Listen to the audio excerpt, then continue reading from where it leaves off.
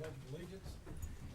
I pledge allegiance to the flag of the United States of America and to the republic for which it stands, one nation, under God, indivisible, with liberty and justice for all. Lord, take our minds and think through them. Take our lips and speak through them. Take our hearts and set them on fire with the desire to do your will. Okay, before we proceed, we have several changes to the original printed agenda.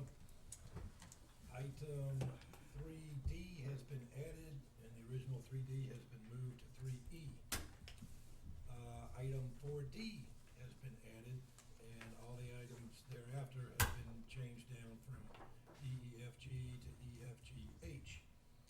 The last change we have is the addition of item 7E. Are there any other changes to the agenda? If not, I would look for a motion to approve as modified. So moved. Second. All in favor, say aye. Aye. Okay. Consent agenda. Move to approve? Second. Okay. Any further discussion? All in favor, say aye. Aye. Okay. We move on to the public appearances. First is the business spotlight. Kevin, and I hope I do this right, Eshelman? That's correct. Warrior Martial Arts. How's everybody doing? Doing well. We're doing good tonight. My name's Kevin Ashburn. Actually, address us, please. At the microphone. At the mic, that way everybody can see you on TV. Gotcha. Okay, I'm here. So yeah, my name's Kevin Eshman. My wife Jill and I own Warrior Martial Arts. We're here in Orange, Virginia. We've been here for about a year now, a little over a year, and we've been growing very well since we moved up onto Bird Street. So we're just happy to be here. We've got several classes that we offer. Our business is intended to give families something that they can do together. A lot of the activities that we have out here, baseball, football, soccer, all the school sports and things like that. The parents really can't participate with their kids. So what we try to do is we give them an environment where they can come in and actually participate together. Everybody starts out at the white belt rank and they go through together. So you've got mom and dad along with little Johnny and Susie at home practicing the things that they need to do together. So they help each other learn. It's a good family environment where they can what I call the PG environment. When you walk into our school, you're not going to hear bad language and things like that. So it's a good environment. We've got competition teams that are available. People can sign up to go compete. We've got a competition in Baltimore this coming weekend. So, we're taking our competition team up there. Hopefully everybody do well. But the most important thing is that nobody sits the bench. And everybody's always a starter. I don't care how old you are, how long somebody's been in the classes. They're always on the field playing, or on the floor playing in our case. So, everybody comes in at different skill levels and things like that. Our 4 to 6 year old class, we've got, it's called the Little Warriors class, and basically that class is designed to develop motor skills, life skills such as fire safety, personal safety, things like this. We try to reinforce things that the parents are teaching at home. We don't try to take over what they're doing, but we try to reinforce. And again, there it's we get the parents involved with their kids, and so we kind of develop a relationship where we can work together, to make sure that they're getting the things that they need, at the age that they're at.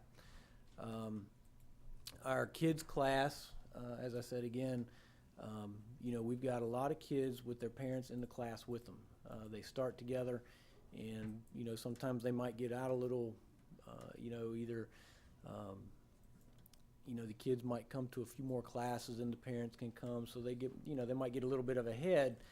But it's a good little challenge to keep the parents honest, and we've got some kids that, hey, I know more than you now, so I'm going to stand over here in line. But it's a fun atmosphere for everybody. Our adult class, it's the same way. Our adults, sometimes we'll just do an adult class where we can focus on some things that are a little more upper level as far as understanding concepts and things like that, that the kids just really aren't ready to grasp. But so we try to reach everybody across the board. We've got a kickboxing class. It's a great exercise class. We do full contact training. Doesn't mean you're going to be in the ring, but it means that when you walk out of that class, my first goal is that you are a little healthier when you walk out than you walked in, and second, that you know what you're doing. So if you were to walk out and somebody were to approach you on the street, you were in an uncomfortable situation, you would know how to handle yourself. And we've got probably 80% women in that class. But like I say, it's a growing class, so we're excited about that. We've started, I think, 3 or 4 of them now have gotten all of their ring gear, so we're starting to look around for, full contact events for them. They decided they want to actually get in the ring and, try it out. So we'll see what we can find for them. But that's really what we're all about, trying to bring families together. Our programs are structured so that, we can allow for the kids and the adults to be in the same classes together, and everybody's getting a lot out of the classes. So, like I say, we're happy to be here, and we just hope to continue growing. So, is there any questions for? How long does the classes last? Is there different lengths for the different age groups? Or Right. The classes are typically the 4 to 6 year old classes. We meet once a week, and they run 30 to 40 minutes, something like that. Kind of depends on how the class flow is going. If everybody's really, really into what we're doing, we might run a little bit longer. If it's been a really stressful day for the kids and they're kind of out there, we'll cut it off a little bit short. So, like I say, we try to stay flexible, with who is in class and that kind of thing. But our kids and adults classes, they're an hour long. Our kickboxing class is an hour long usually. Our elite team, like I say, we're getting ready for a tournament in Baltimore this weekend. So tonight we've actually have a 2-hour class for those people. We'll work on some weapons and forms, techniques, and things like that. So it's a little bit longer. Just kind of depends on what we're trying to get accomplished. What's your background that led you into this? I got out of the Coast Guard in 1989, and when I went back home, I needed something to do. So I got involved with a karate school back in Harrisonburg, and I've been with him. His name's Harold Halterman, and been with him for 20-some years now. So when we left Harrisonburg, we went to Hampton, and we started a school there. Then we moved to Lynchburg. My wife's parents lived there, so we moved to Lynchburg for, 5 or 6 years, something like that. Had a school down there, and now we're in Orange. So you've been doing this for a long time. Right, been doing this for a long time. I taught for Mr. Halterman for about 10 years at his school. So, and that was my full-time job, and I've just been kind of doing it ever since. So martial arts has been very good to me. So, very good. Anything else? That was very interesting. All right. Thank you. Well, thank you. I appreciate y'all having me. Sure. Thank you. All right. Next, we have the presentation of awards to the Animal Shelter and Parks and Rec for the Gordonsville Volunteer Fire Company Parade. Alicia. Good evening, Mr. Chairman, members of the board. I'm here tonight on behalf of the Gordonsville Volunteer Fire Company. As most of you know, we had about an 8-year hiatus from our parade and carnival, and we were very excited to bring that back this year in the beginning of September. And some of us were crazy enough to volunteer to be in charge of that, so had a lot of fun and a learning experience this year. But I'm here tonight because we have different categories in the parades, as most parades do, and I wanted to recognize the Parks and Recreation and the Animal Shelter for their entries in the parade. They came together to talk about, bring awareness about their dog park and about the animal shelter, and they had some of the animals there, so everybody has been talking about that ever since the parade. I hear more about that than anything else. They won the civic group entry, and so we do have a trophy for them. And then the other thing that they have won, we have a Joe Preddy Award that is the best overall for the parade, and it was a unanimous decision with the judges on who was going to get that this year. So I'm very happy to be here tonight to present the awards to the Animal Shelter and to Parks and Recreation.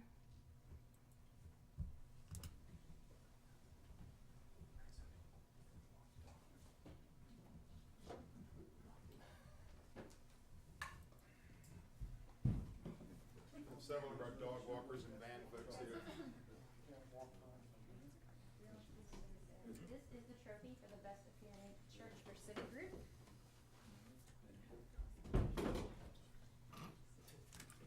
We'll do it.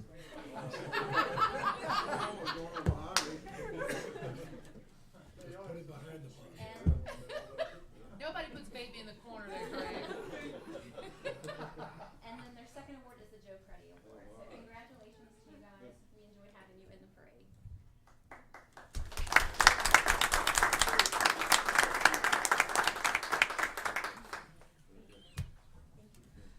Okay. Hey, Beth, I don't know if you have found someone to adopt Bray, but I'm really trying. All right, we're gonna be very specific about who gets that dog. We've got the assistance from an organization that specializes in the blind and deaf. She is a sweet little dog, or a big dog.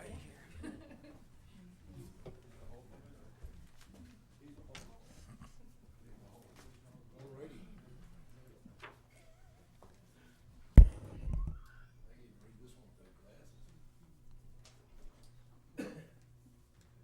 All right.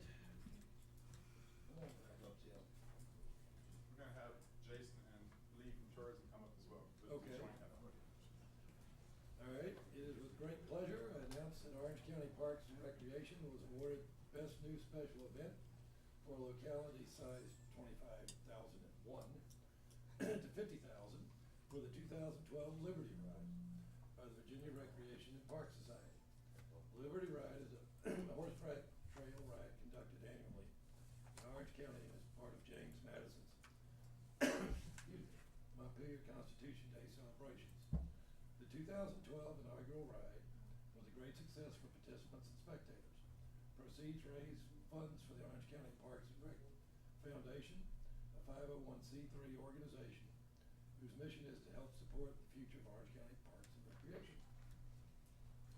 So, you all in here, we'll all get a photo.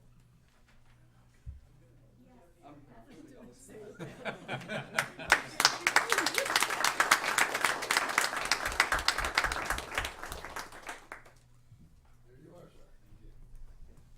I think that was all for me down here, right?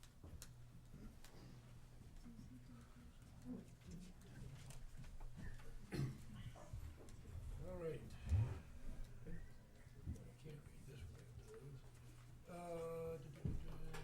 Next, presentation of resolution by the Orange County Chamber of Commerce regarding the Road 3 Strategic Visioning Initiative. Jim Crozier. Good evening, Mr. Chairman, members of the board. I'll pull the chairman's role here and put my glasses on so I can read. You gotta get them printed big. so you can Real read. big. The Orange County Chamber of Commerce would like to present you with this resolution. Whereas the Orange County Board of Supervisors, the Economic Development Authority, and the Orange County Planning Commission held a joint meeting on May 12th, 2013 to discuss a strategic visioning and initiative for the Route 3 area in Orange County. And whereas the Orange County Chamber of Commerce co-sponsored a meeting on June 27th, 2013 to discuss developing a framework to pursue this initiative. And whereas at a joint retreat held among the Orange County Board of Supervisors, Orange County Economic Development Authority, and the Orange County Planning Commission, they determined a general consensus among the three groups for development of the Route 3 area, including encompassing higher design standards along the Route 3 area for the creation of jobs, neighborhoods, and recreation opportunities to serve as an economic engine for Orange County. And whereas the Orange County Chamber of Commerce remains committed to promoting a positive business environment for existing businesses, welcoming new businesses to Orange County, and expanding opportunities of our existing business owners. Now therefore be it resolved that the Orange County Chamber of Commerce supports the county's continuing efforts to develop a vision for the Route 3 area and hereby pledges its assistance in any way possible toward the fulfillment of this initiative. This resolution was adopted the 18th day of September, 2013. Thank you. Chairman? Thank you. Thank you for all of your work. Appreciate it. Oh, Jim, I'm sorry, we need a picture, I apologize. Almost escaped. Oh, no, you gotta get in the paper too. They're not here.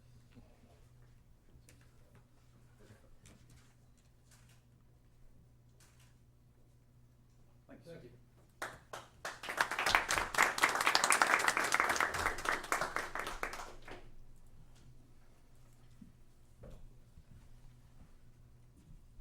All right. And next. Mr. Chairman, it's with pleasure that I introduce Dr. C.N. Davis, who is the brand new, I wanna get the title right, Rappahannock Rapidan District Health Department Director.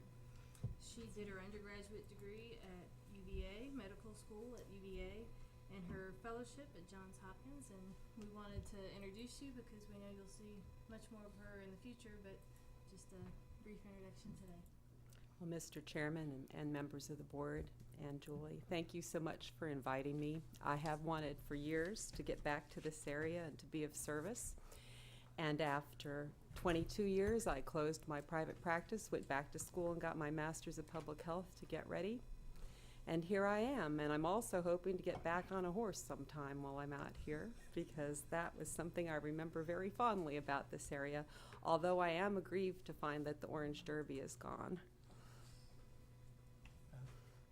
So please, I want to be of service to you and teach me anything you can about your county and your area and what groups I should work with to do that well. What, have you had a chance to look at your job and what you're gonna be doing? Looks like anything that's needed, basically. There hasn't been a regular director for this 5-county district for quite a while. So what do you see as your biggest challenges that are on the top of your to-do list?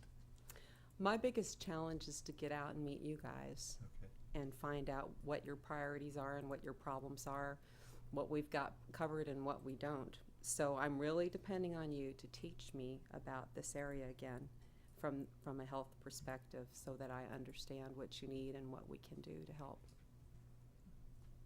All right, thank you. Okay. Virginia Department of Transportation update. Mark Nesbitt. Good afternoon, Chairman and board members. My name is Mark Nesbitt, and I'm the Residency Administrator for Virginia DOT in Warrenton. And just wanted to take a minute to see if any issues or any items that the board had for me. Currently, our crews have been busy working on maintaining our roads in this county. Been patching potholes and mowing secondary roads. We've completed two cycles of primary route mowing, and we'll probably begin our last primary route cycle later this month, early October. Kind of wait till it gets cold, still starts to get chilly, so that when we do our last cut, it is our last cut.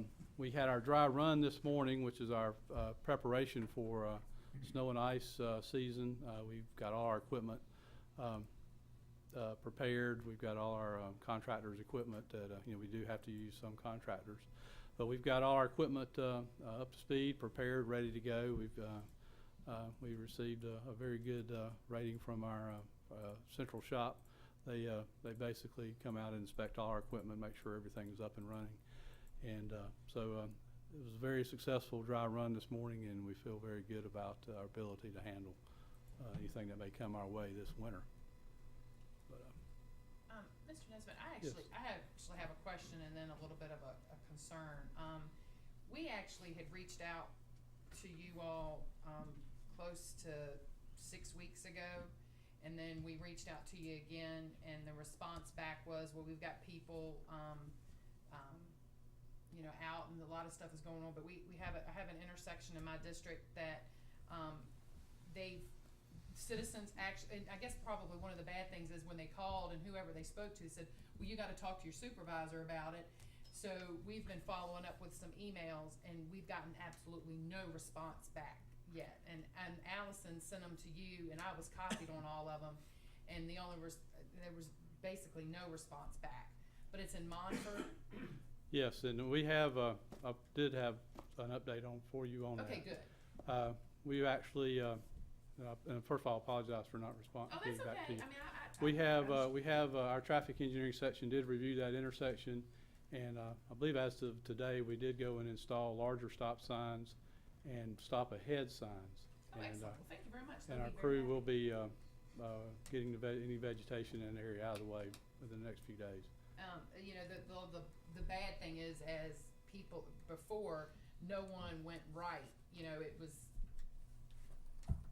hardly a couple little houses down there, but since then, there's been some more building, more homes. It was basically one family that lived down there, and now there's several families, and people just didn't stop. They just kind of turned, and so hopefully the larger signs will alleviate their concerns, and we can monitor it from there. This should certainly help. Okay, thank you. You're welcome. At the last time we had VDOT here, I asked about the timing of the lights at 7:08 and 6:01 along Route 3. I made several runs to Culpeper yesterday, and it still seems like those lights don't seem to be timed right. Well, they were, you know, and those are the new ones for the The new Walmart. ones, yeah. And they were. It takes the time for them to follow up and to make sure that they're running right. Okay. They told me that they were going to monitor them and All right. and take Well, care I had of to them. make But a number of runs to Culpeper yesterday, so they just didn't seem like they were appropriately timed. Lights were going off when there's nobody on a crossroad Okay. and things like that. okay, well, I'll make sure that All right. they check it again, sir. Thank you. Okay. I also have three different items that I'm waiting on a response where constituents had questions or wanted to see certain work done in certain areas. And I'm just wondering if there's some way to, when we file a request or bring something to your attention, if we could get some type of an estimate as to when we might expect a response, because I now have about, in one case, I don't know, half a dozen probably emails on this one topic, and I still don't have any kind of response. I don't even know if there's been, anyone go take a look at it or these kind of things. And so even if we don't have a complete answer, if we can give some type of response about, when something might be expected, and I'm not looking for guarantees, obviously, or anything like Yes, that, but if it's gonna take 90 days, then that's fine. Just, I need to, or I think we all Need to know that something is, Yes, sir. need to know that It it's gonna be 90 hasn't- days. Yes, sir. Well, especially when the constituents get in the phone call and says, well, we can't help you, the Board of Supervisors has to help you, so then it looks like And that's been, in one And I'll- case, that did happen. And So- I'll check on, see where that came from, and I'll get with Allison, and we'll get up to speed on all those And requests. there's one of them, for example, was, there are two roads that are just off of Catharpin Road, which is in the planning for paving and these kind of things. And the residents there are really trying to get a question answered. Do the roads we live on meet the state standards, and are they candidates for bringing into the state system as part of that Catharpin development? It's a reasonable question to ask. Yes, sir. I don't even know if anybody's been out there to look at it yet. Yes. And that's been a number of weeks, 6 weeks, maybe 5 weeks, something like that. So, I'll make sure that we get a response to those requests in the next week or two. I mean, I understand Yeah. you have to plan things and make time for them. And all I'm really looking for is some way to keep people more informed and let them know that they're on the list at least. I'll try to do my best to catch up on those, sir. I don't have it tonight. Anything, Grove? Thank you. Okay, thank you, sir. All right. Next, the Parks and Rec quarterly report. Tim Mowbray.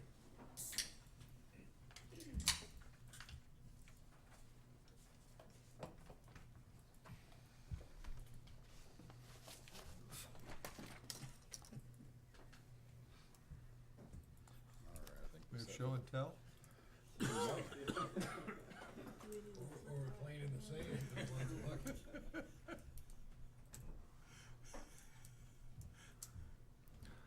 Good afternoon, and thank you for allowing us to present to you today our quarterly report. There are a lot of good things going on in Orange County right now, and I feel Parks and Recreation is one of those. We had a pretty good quarter, and considering where we started some 20 months ago, I am very proud of where we are now, but more importantly, proud of where we are headed. We have a very good group in Suite 205 of the Civic Building, where we refer to ourselves as Team Party. Parks and Recreation, Tourism, and Youth. Team Party. And we are working together to make good things happen, as evidence of the playing in the park, where it was a triple effort there, along with many other groups, but all three of our departments were in on that effort. The addition of Jason, or at least half of him, to Parks and Recreation has been crucial to our success. He has allowed me to concentrate on the big picture while he makes sure the little pictures are all in focus. And thanks to you, and thanks to you all for that addition. It has been a huge advantage to us. In your packets are the third quarter snapshots for your perusing pleasure. Two things I'd like to point out. The Medicare information seminar through Virginia Senior Services. It was under upcoming, but it actually happened last week after the printing of this, and they did 2 sessions, one from 1 to 3 and one from 6 to 8. We had about 12 folks, and they informed folks of the changes that'll be occurring October 1st, or possibly occurring October 1st, and good feedback on that from the folks who attended. It was very good, and they look to work with us on providing lots of information to our 50 and over clientele. The other program I wanted to point out were under the fitness classes. We're going to do some for seniors in the mornings over there, Sit and Get Fit and Better Balance. The Medicare seminar and these classes will be held at the Town of Orange Community Room. And the town has been very accommodating to us with the use of that room, as well as the ball field behind Orange Elementary School for our 50 and over softball program. So it's just an example of one of the many partners that we work with every day to make us a success, and I'll point out a few more as we go along through this presentation. How do I get to this one now? It's up here, but not there.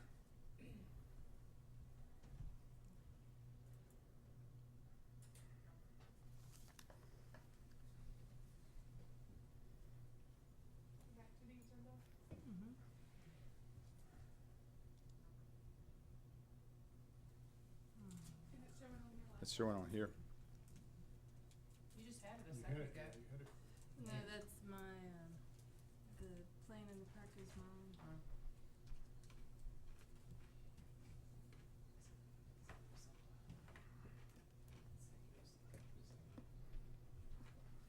No. I can put it on mine, yeah.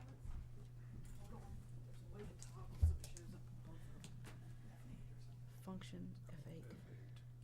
That brought up the agenda on the screen. I mean, the one thing on the screen. It's saying no external display is attached. So it must be Yeah. the cord. Let's just move it.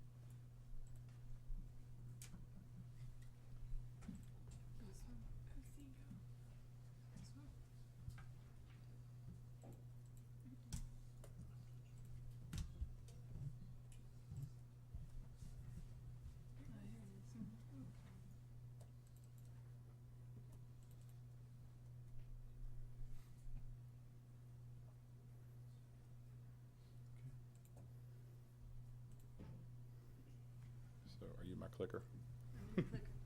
This is our presentation like I did last time because pictures say so much more than I can. So we are. Our first thing we did was the Playing in the Park celebration. We came with the foundation as well as you'll see before we go to the next slide. Jason came up with that little logo there with the Spirit of 76 playing the different instruments, and it was kind of a hit with everybody. This is our, once again, talking about our partners. This was all the folks who came together to make this thing possible. It was a big, not only corporations, we had individuals that used to give to the Celebrate Orange who wanted to help bring this program back, and they came out and gave donations as well. So we had quite a few at the different levels giving to help make this possible. Courtesy of Jeff Poole in the Orange Review, some photographs of the fireworks. Our Gordonsville parade with our dog walkers. This was Jason and his friend Dexter, who didn't really respond to Dexter. Looks more like Marley, and gave Jason a fit. That's my wife and walked her dog Chris, and they conveniently put my wife Chris, who walked her dog Marvin, they put a Carolina blue bandana on it, and we almost ended up taking that dog home. So this was Debbie Kendall, Gordonsville planner now, and her daughter, and Blanche. Mr. Zodi with one of the hits of the parade, Carson. And Gina from the shelter, who walked Skittles and Sasha. And me and my buddy Morgan. Jimmy and Charles, who were here earlier, I think they left. They drove the van and tossed out. They had tons of animal toys, stuffed animals, and I think a lot of the kids thought they were stuffed toys until they got them and realized it was a bone or something. But they went over well. We passed out our Orange County Parks and Recreation stickers. This is our dogs just chilling after the long walk. Greg and Carson playing. Jason rewarding his dog after giving him so much trouble and finally settling down. Me reminding my wife we are not taking a dog home. You And- taking the dog home. And this is our last 3 slides describe this whole event. Happy, tired, Aw. happy and tired. Our second annual Liberty Ride, which we just had this past weekend, we had 40 participants as opposed to our 66 last year, but the weather was kind of bad. We appreciate Mr. White coming out and participating again. The folks who did it had a great time, loved seeing the scenery of Orange County, and as we go through this, I'll tell you some of the comments from some of the folks. This, as you see, and I probably need to put on my glasses to look at this, this is a thing of the origins of where all the folks came from.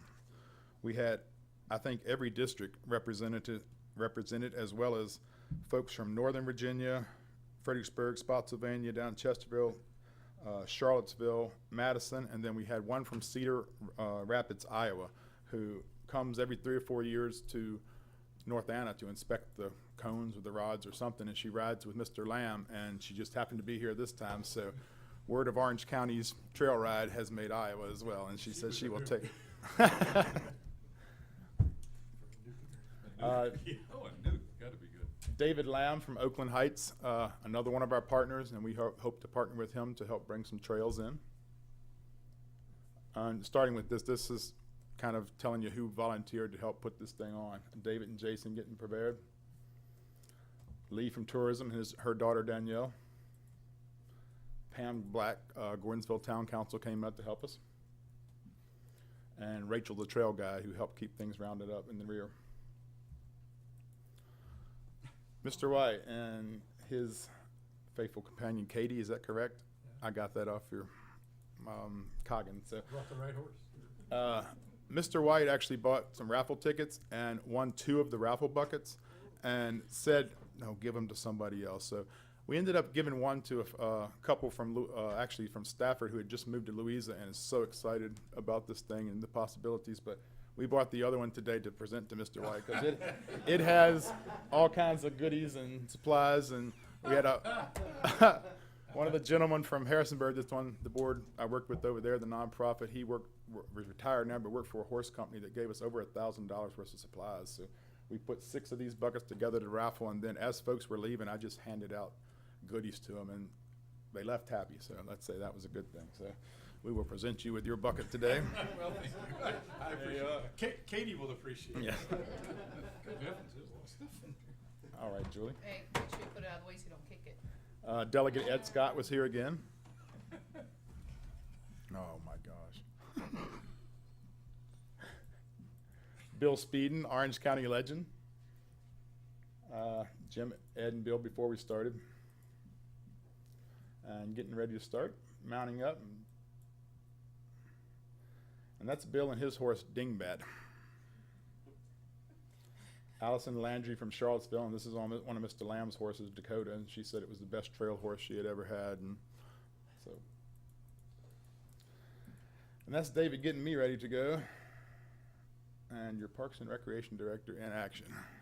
I once again had a ball. I've been on a horse twice in my life, once last year, and this year again. This ride ended up being close to 20 miles, and it was quite an experience. This one, we kind of thought this was kind of neat. Looked like the Three Amigos. Yeah, or worse. These were three of our ladies from Northern Virginia. One lady is military at Fort Belvoir, one from Alexandria, and one from Springfield. And they were just amazed at where we went with the trails and the beauty of it. And they don't get to ride on those things up there. It's private land up there, and what is trails is through a park or something like that, not the rolling hills of Virginia. And they also were impressed that the county was putting this event on, and nobody else does that, they said. And it was very impressive that they were saying that, and the fact that they said it's not so impressive that this event is in Orange, it's that Orange County is holding this event and sponsoring it. So I think that's a good thing. If I might add to that, to interrupt you for a second, the lady on the right, as we're looking at the picture, as we were almost back to where we parked at David Lamb's place, she was on the phone with her son, who's a teenager apparently, and I would love to have had a recording of what she was saying. She was saying, "You wouldn't believe it. We did this, and we went there, and we saw this, and they had this," and I mean, it just. So like a teenager telling It mom. sounded like a teenager talking to a teenager, but in fact, this lady has 4 kids, and her husband's in the military. She's one of the ones from the Right. military. But that even though the weather was basically lousy, Yeah. to hear a response like that was. And as we started the ride through the trees, the tall trees, the clouds had set in at the top, and you could see the mist up top. It was pretty neat, but on the way back, those clouds had dropped, and it looked like going through the rainforest. It was just a mist everywhere, and they were loving it and commenting on how neat it was and cool, and so we're ready to hit the road or trail. You can just go through these next couple. These were all courtesy of John Strader, who from some of the paper, our newspaper, and sent us some of these to use today.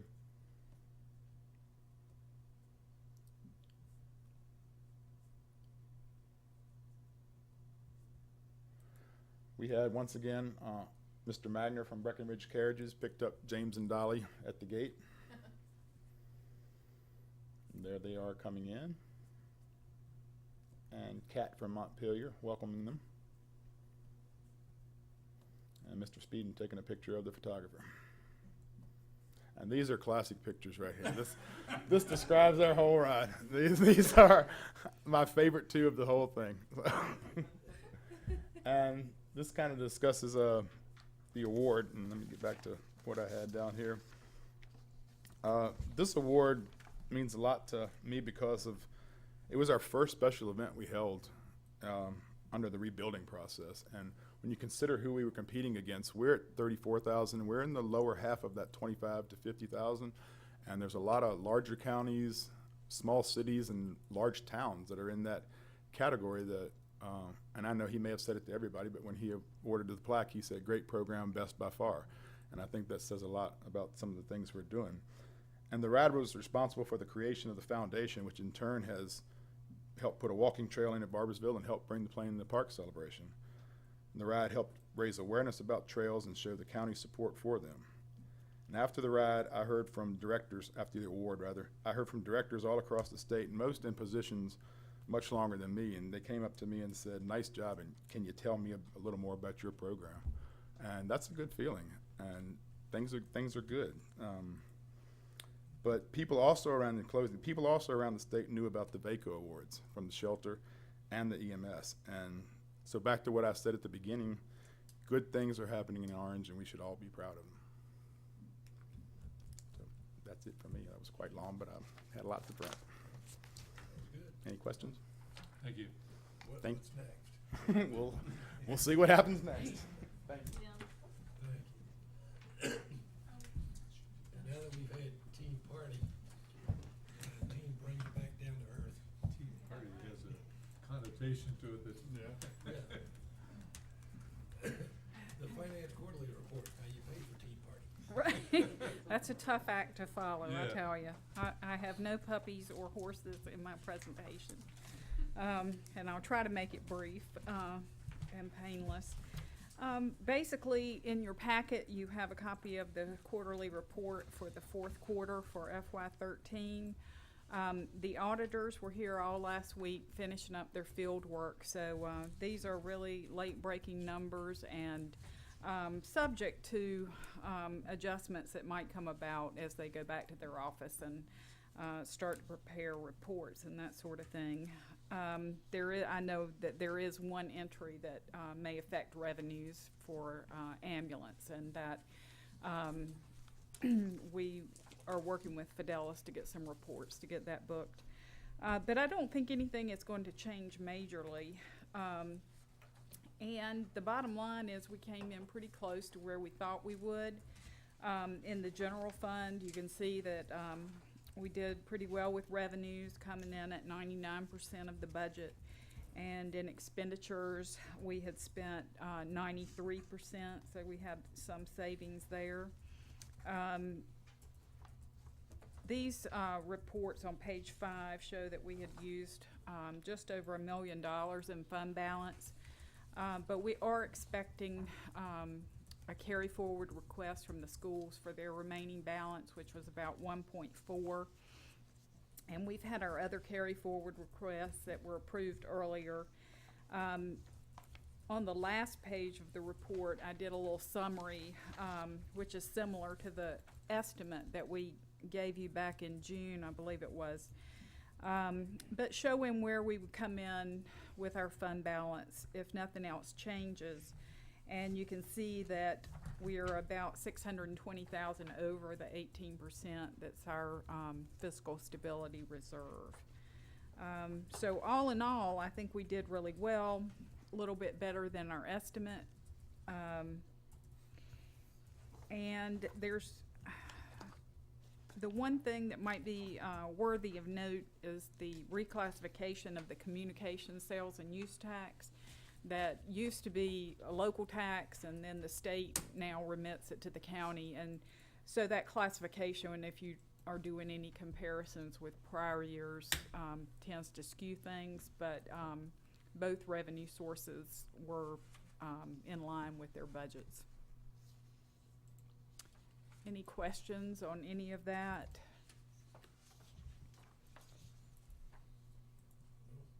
Not so gloomy to me.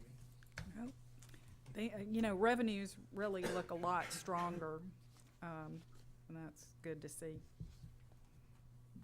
That's a good thing. just knocking on wood to keep it going that way. Thank you,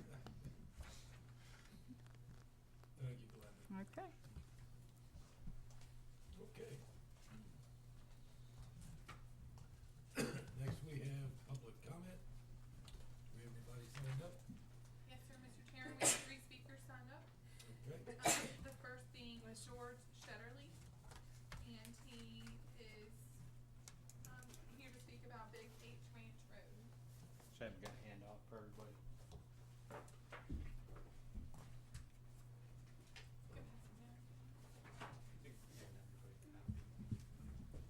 Actually, two copies at first. The one is my speaking points, and the other one is actually a copy of the petition that I distributed.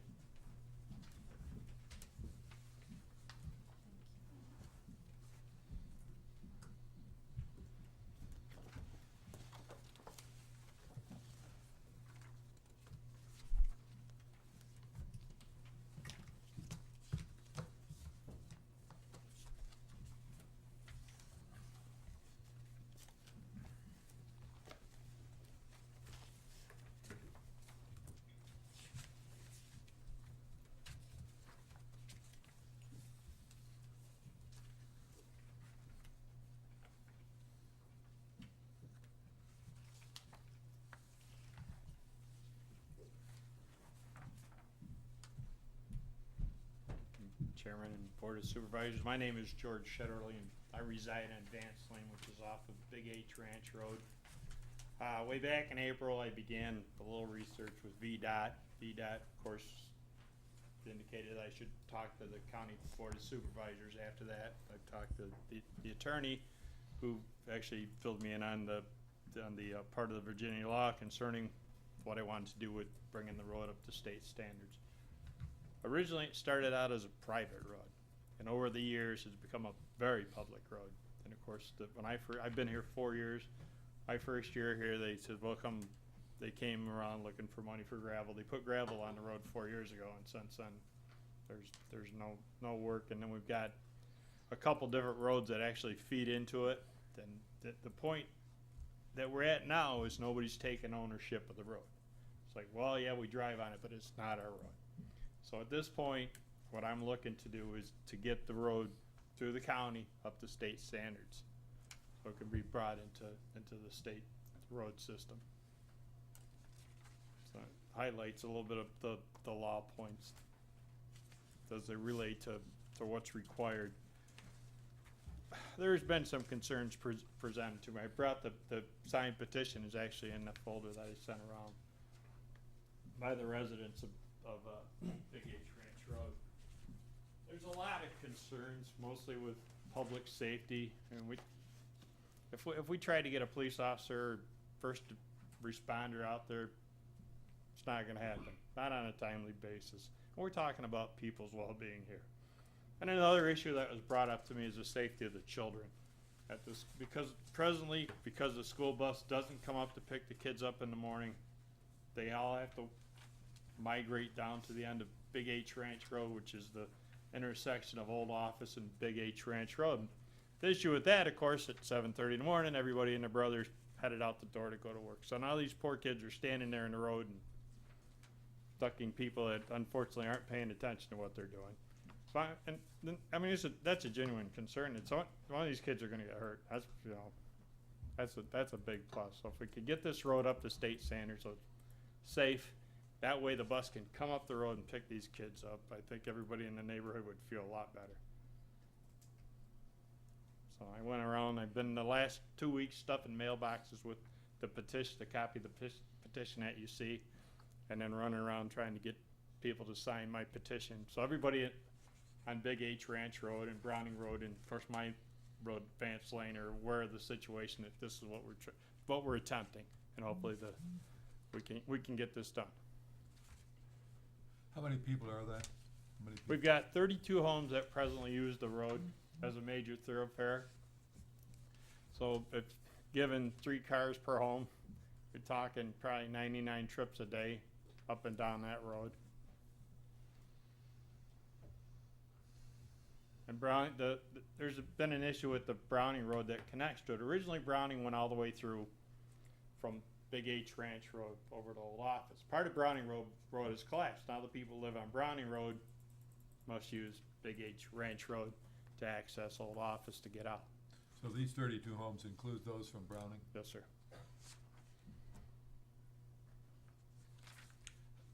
Would you describe in your view, the condition of the road as it is now? It's poor.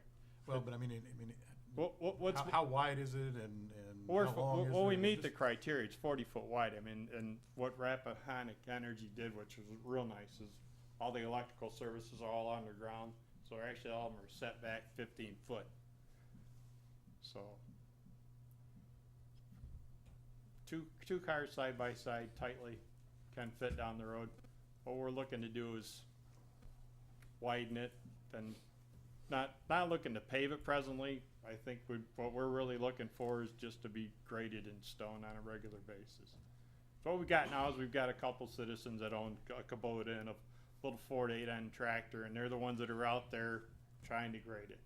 And you can only push so much gravel. There's no more. And unfortunately, people going, well, it's not my road, it's not my problem. Now there's nobody who wants to contribute for gravel or try to do anything to keep the road up. So I think now we're at between a rock and a hard place. We've got to do something. So. You said it's a private road. Who owns the road? Originally, Mr. Browning, George Browning. George Browning, he's now passed. The citizens own the road. We So each now- own the portion in front of our homes, excuse me. Go ahead, stand up, please. Well, I haven't All right. been called yet. Okay, Next. all right.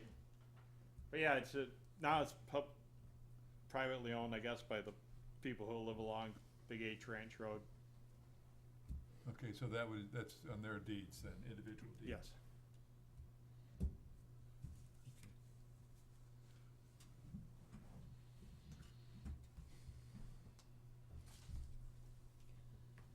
Like I said, at the present time, it's a private road that's really a public road.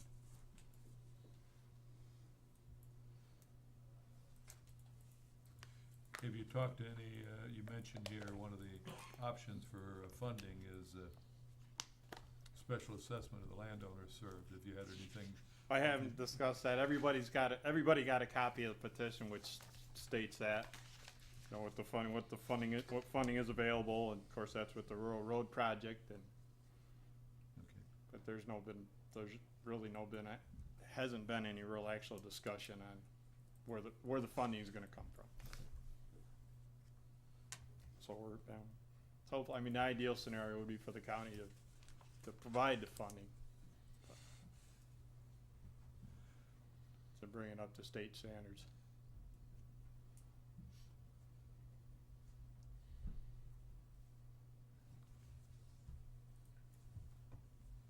Okay. Any other questions? Yeah, thank you. Thank you. Second speaker is Vicki Tidman, 27320 Big H Ranch Road. Mr. Chairman, Board of Supervisors, appreciate the time and for you all to consider this project. My name is Vicki Tidman. My husband and I have lived on Big H Ranch Road for 24 years. When we moved there, we were the second house on the road, and it was just a little dirt road, and George Browning maintained it. Everybody paid a certain amount of money to help maintain it. From the time that we have lived there to now go to 32 residents that are using the road, I cannot take enough time to describe the problems that have incurred. I really appreciate Mr. Shetterly, the work that he's put into this. It takes a lot to kind of pull all of these details together. Mr. Wilson and I actually worked on this a little bit about 15, maybe 17 years ago to see what we could do. At the time, there were maybe 10 to 12 residents, and there wasn't the support there to try to bring this together. We have 6 children, and 4 of those are currently within the Orange County school system. I have been sitting at the bus stop for 18 years. We have a child that rides on all 3 elementary, middle school, and high school buses. They come anywhere from 6:30 to 7:35 in the morning. I appreciate our public school system. I'm not gonna deny that. It's lovely to have that option. We have a real serious public safety concern, and it has gotten worse and worse and worse over the last 18 years. What we have is, of the 32 homes, there are about, I'm trying to count them up, but it's between 25 and 30 children who get on the buses at all 3 different times during the morning and the afternoon. And you have all of the parents coming down on this, as he said, little dirt road where 2 cars can barely pass. And we sit over to the side and we wait for the bus to come. The children board the bus. The bus drivers are very diligent about trying to make sure that the traffic is stopped. Everybody works really hard at that. The children are boarded, and then we all have to turn around so that we can go back. Some go on down the main road to work. In the afternoons, the problem is that when the children have gotten back into the cars of the parents, we're all flipping around to go back to the houses. We're talking about anywhere from 10 to 15 cars that are trying to go back. Meanwhile, as Mr. Shutterly shared, you have people coming back in from work, going out in the morning. And on Friday afternoon, we had a real serious incident that just about caused a fatality. And there were just too many cars trying to turn around, a car coming out, a car going in. Someone on the main thoroughfare decided they didn't want to wait for any of that and just came around all of us and sped down Old Office Road. The reason I share this incident with you is because I fear that if the county does not take seriously the concern of these 32 homes and the many residents that live there, there's going to be a really unfortunate circumstance. We have a problem with the speed that many of the people on our road go. We have a problem, as he said, with perhaps safety vehicles getting down the road, and we just need some help. We do have these 2 residents that use their tractors to grade it. You know, it all sounds great when you move to the country and you want to have this little road, but when you have this many people, since we live out right on Big H Ranch Road, I would like to say that Mr. Shutterly's estimate of 99 trips a day is very low. I have sat there on the porch and watched 40 people go by the house within a matter of hours. So this is not a private road. It is not a little country road anymore. I wish it was. That's why we went there 24 years ago. But at this point, we need some help because there's a real safety concern and a real problem. And I plead with the board to please consider this. And I know that there are many residents that would like to see something done. We may need a little help figuring out, you know, exactly what to do. But again, Mr. Shutterly has laid a lot of the groundwork. Do you have any questions? Okay, thank you for your time. Thank you, Vicki. And the last speaker is Victor King, 15278 Coxmill Road.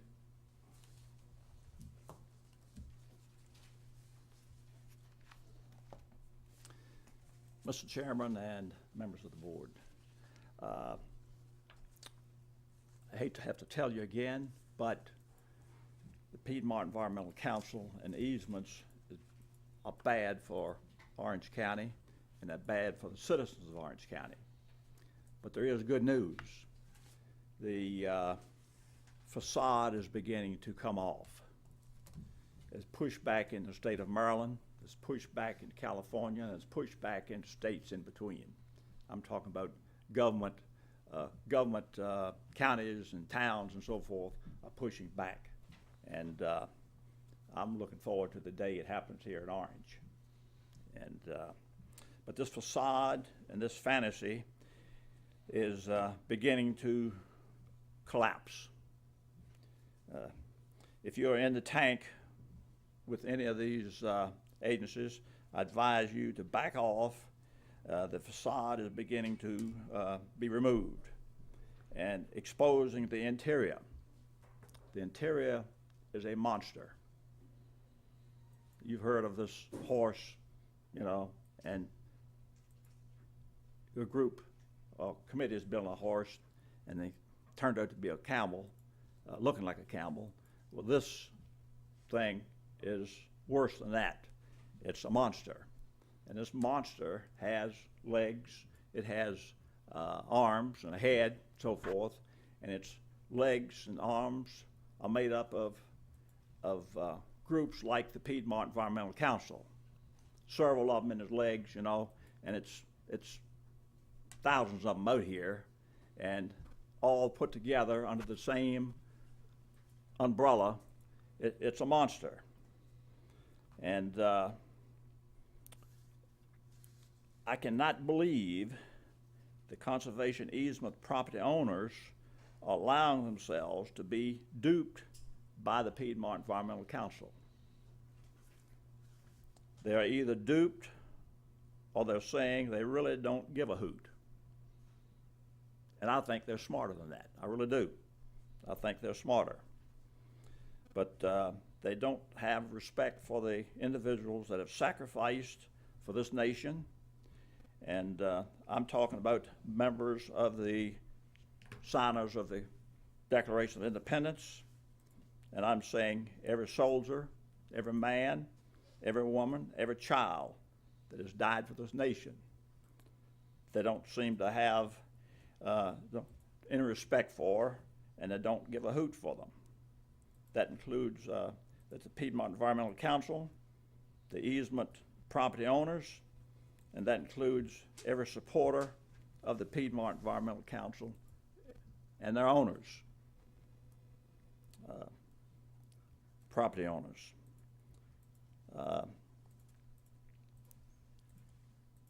How can anyone not have respect for those that have sacrificed so much. I've seen it firsthand, and not a man has given their lives for what is going on around us today.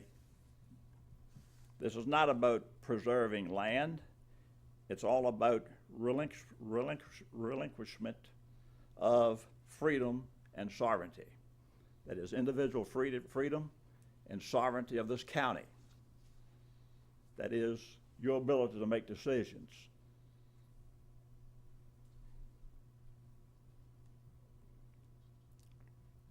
Every taxpayer is paying for these conservation easements. They're paying for it themselves. I'm talking about the tax credits that the property owners are accepting pay for. Once this facade is removed and you see the real monster that they are, it is so simple to understand what their agenda is. They really showed their hand August the 1st during the Planning Commission hearing. It's all about control. And once you understand it's all about control, you understand these people and the monster that it is. They want control of this county. Once they get control of a county, then they just continue to expand out, radiate out from that. And it's very simple how they're going to get control. If something is not, action is not taken. It's very simple. It's no problem. All they need is 3 members of the board. That's all they need. Then they automatically have 3 members of the Planning Commission. They've got 3 members of the board, 3 members of the Planning Commission. Then all they need is the county administrator. They've got it. It's very simple.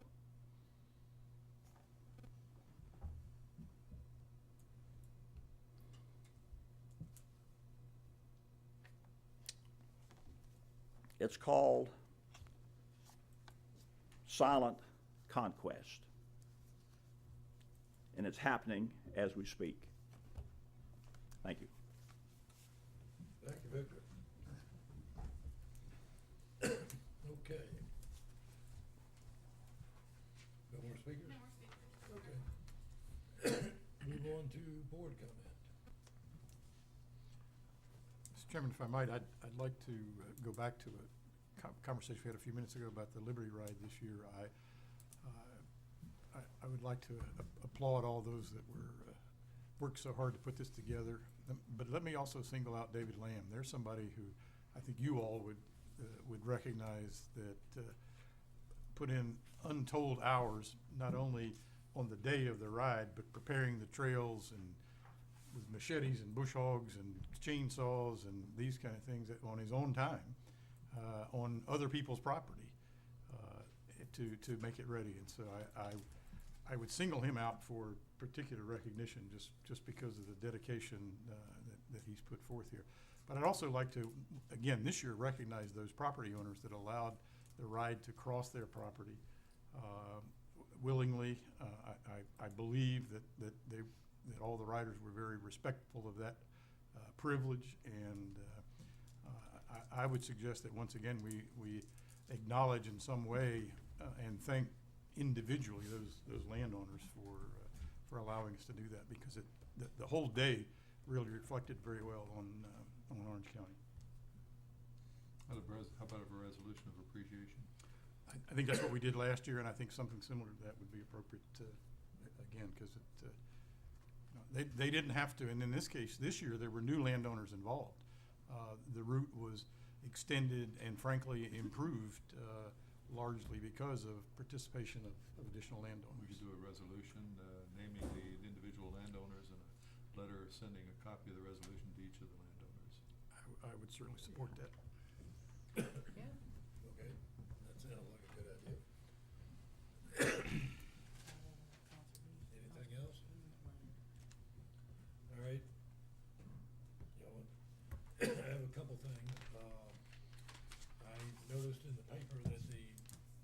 church down here, on Mountain Track, just celebrated their 200th anniversary.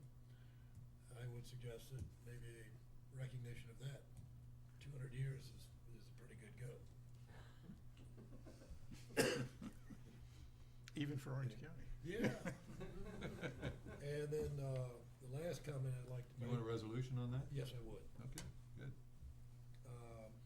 Last comment I'd like to make, I read Jeff Poole's editorial in the paper last week, and I was absolutely astonished and dumbfounded that in a time and period where tolerance is supposed to be the thing that we are all inundated with for the PC and other crap we have to put up with, for someone to go and complain about a tie that an employee is wearing, I'm flabbergasted and I'm disgusted. And that's the point I wanted to make. It's just wrong.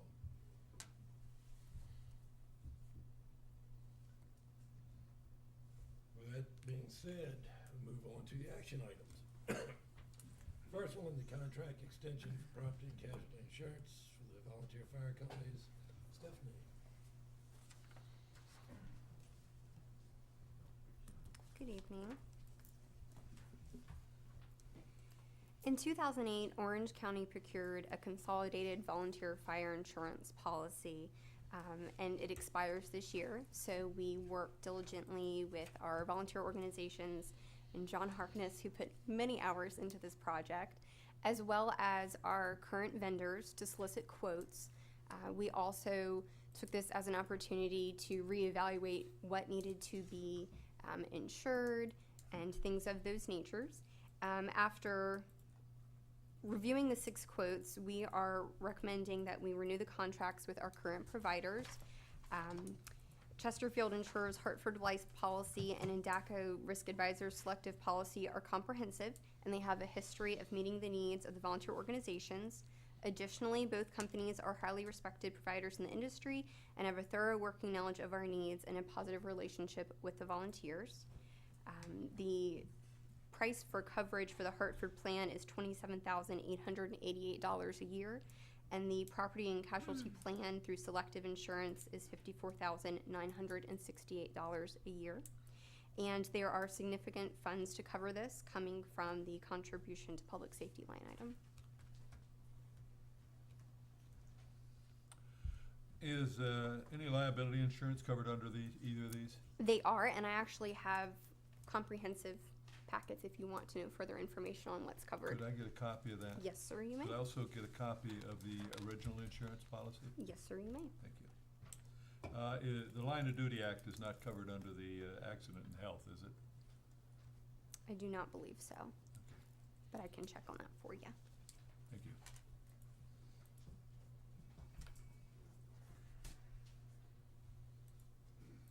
Anyone wish to make a motion? Oh, I'd make the motion to approve. I'll second it. All right, any further discussion? All in favor say aye. Aye. Okay, Thank you very much. motion carries 5-0. 7B, interest tax map number 23-12C. Greg.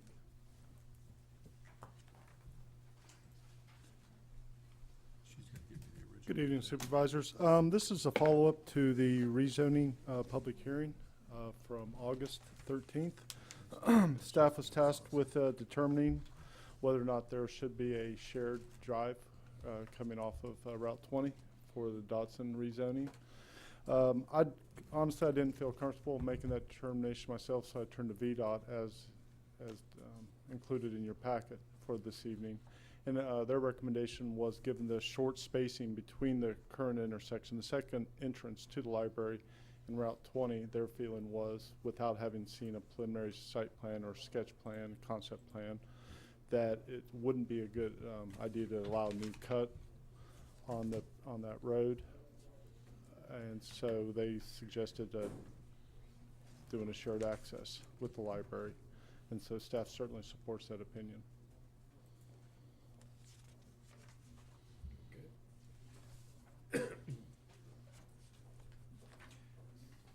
Anybody wish to make a motion to do that? I would make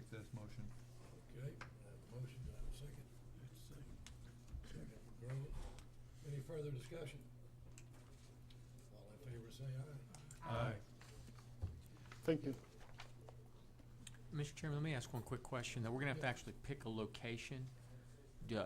Does that motion, is Mr. Zodi instructed he can pick the location? Do you want him to bring the location back to you when he's selected location for the road?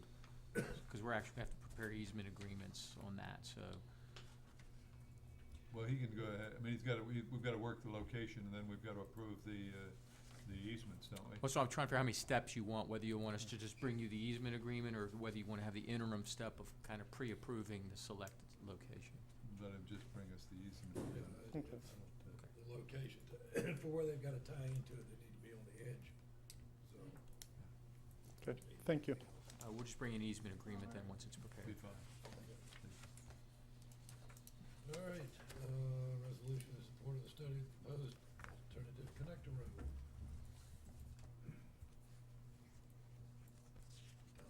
I'm sorry. Yeah, I was making my notes on the previous one. Yeah, I drafted a resolution. I tried to catch the spirit of what was instructed. It's a resolution saying that we authorize or agree with further study, but I made it pretty clear that we aren't agreeing to pay for anything. And so I believe this resolution caught the spirit of the last meeting. And I couldn't get one from any other jurisdiction, so I drafted this one just from scratch. Okay.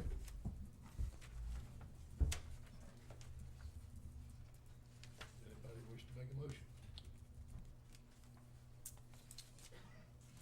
I will so move. Okay, do we have a second? A second. Second. Any further discussion? All in favor say aye. Aye. Okay, 5-0. 7B, permits for new building at Mine Run.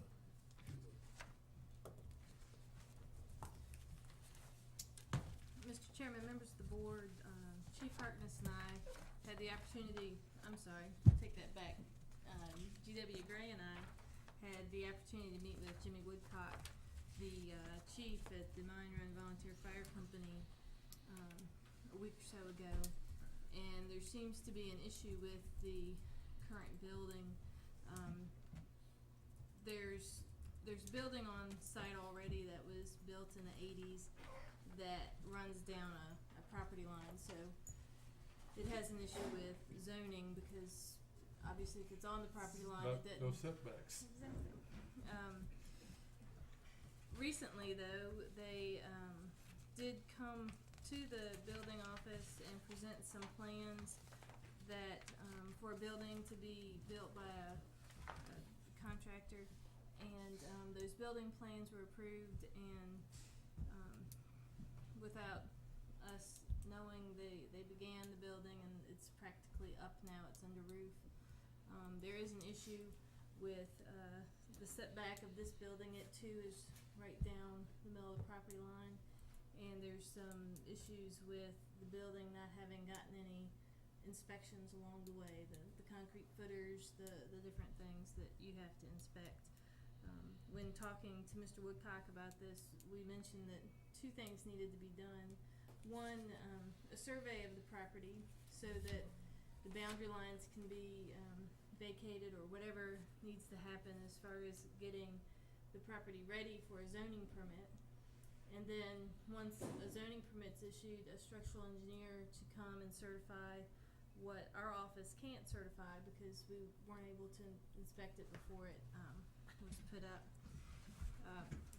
Chief Woodcock did request that the board consider doing something on behalf of the Mine Run Volunteer Fire Company in light of their recent purchase of a $540,000 fire truck, and in light of them building the building, they would like the board to pay for the survey so that the boundary line can be vacated, and they would also like the board to pay for the third-party structural engineer to inspect the building.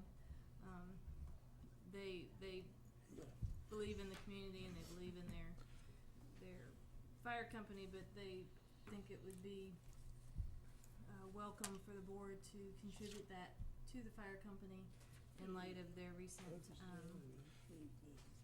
Now, contributions. did Right they, now, there's a stop work order on Yeah, the building. did they get a zoning permit? No, sir, they did not.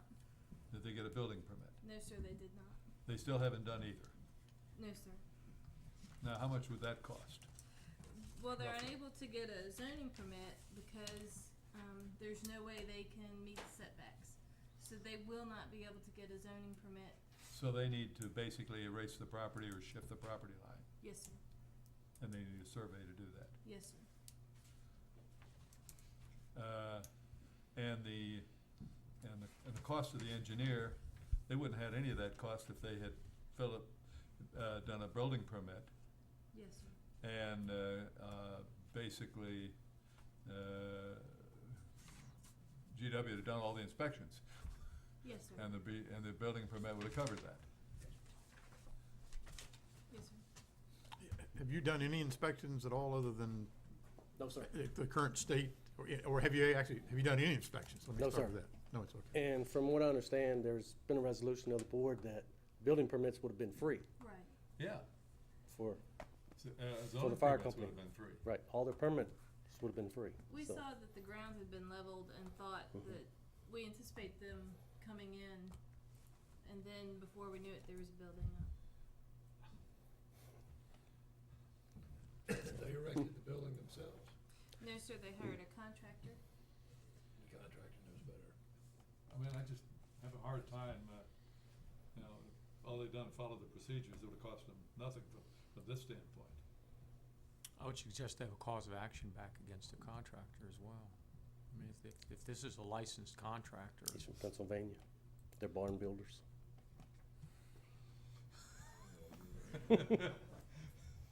Are they licensed to do business in Virginia at all? Yes, they are. Oh, they are, okay.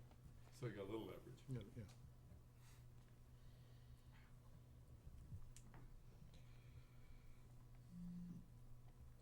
I'm just having a hard time, if we follow our procedures, and I don't think our procedures are that onerous, Well- that, it wouldn't, Right. yeah. Without a permit being issued and a contractor assigned to the permit, I don't know who you go after. I mean, Yeah, are they volunteering their services to the fire department? I doubt it, but they're not listed as a contractor on the paperwork that the fire department filled out for their permit.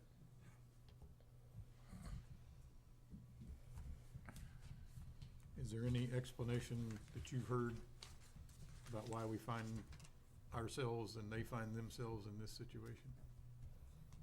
That you would like to share with us? Let me extend my comment. Or my question. Can you repeat? Yeah, that's. Not at this time. Okay. I suspected that was the case. I don't know, I mean, Jimmy knows better than that. That's what I thought. So, Yeah, I mean, At this time, I'm not even sure how much it would cost. We could guess, I suppose, at the survey, y'all have gotten plenty of surveys done, but, at this time, we haven't gotten the, communication from Chief Woodcock on an estimate of how much it would cost or, what he's found from the list of surveyors and structural engineers that we've given him. have we communicated in writing exactly what needs to happen so that there's no confusion as to what needs to be done in order to come into compliance? Stop work order cover all that? well, stop work order, stop construction on the building due to lack of a building permit and Okay. zoning permit. I believe prior to, I believe at the, correct me if I'm wrong, when the building plans were inspected, because those came through in July, we did explain the process from that point forward and what would need to be done. It was it was orally, Right. While he was in the office. But I have not written a letter to say what needed to be done. No, I mean, we had a meeting with him. I thought that would. Yeah, maybe we don't need to. I'm just trying to get a sense of where we are in the. In order to get the building permit, he has to have a zoning permit. he can't get the zoning permit until he has the survey and he vacates the property. And we're just talking about the building that's in progress, and we're not even touching the building that was built in 81. Well, if If it's still standing, I guess. perhaps Yes. Mr. Zodi can correct me if I'm wrong. I believe if we fix the property issue, the property line issue for the new building, it will, Also because fix- they're in line with each other. It'll fix the problem for the old building as well. Yes, sir. Okay, but the construction of the old building is an unknown as well. It's a cinder block building. Yeah, okay. And it might not require an actual survey. I mean, depending on how current it is and like you can do a vacation of the line on paper, provided you have the, If you own both pieces. if you own both pieces and they're properly marked. You don't need to survey it, you just say erase that line. I've actually done it, and it was Well, from what done I in the understand, office. It wasn't. with our meeting with Julie, he said he knew where all the corners of the property are. That he could identify. But if he's vacating the line, then it's not, there's really no survey required. It's just taking the line off turning two pieces of property into one. And have it recorded. And having it, well, I mean, Get recorded. there's some cost, but it's not field work. Let me say it that way. Well, I mean, and if we're talking about, county costs, I mean, I'm probably not too upset about covering that, but I'm not sure this survey and the engineering work, Well, the survey's probably $1,000 minimum, would you say, Jim? We actually did a survey, but But it doesn't look like they need to. They just need to file the papers. yeah, a couple $100 worth of surveyor time to redo the plats and file them. In my experience, having done this at least once, almost, same kind of thing. Two parcels were sharing a boundary that, It's needed to be. typically called a combination lot. Staff did explain the process Okay. to him in July. I mean, the lack of inspections, I think there isn't any grounds to issue a CO absent those. And I can't inspect what I can't see. So, Right.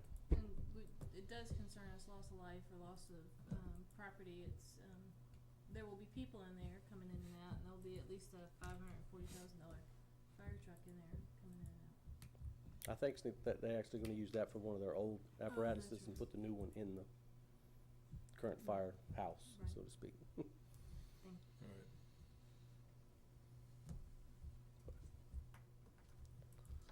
So what do we wanna try to do?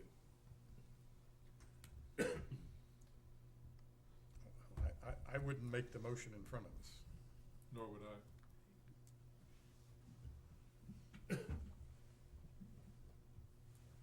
All right, so we want to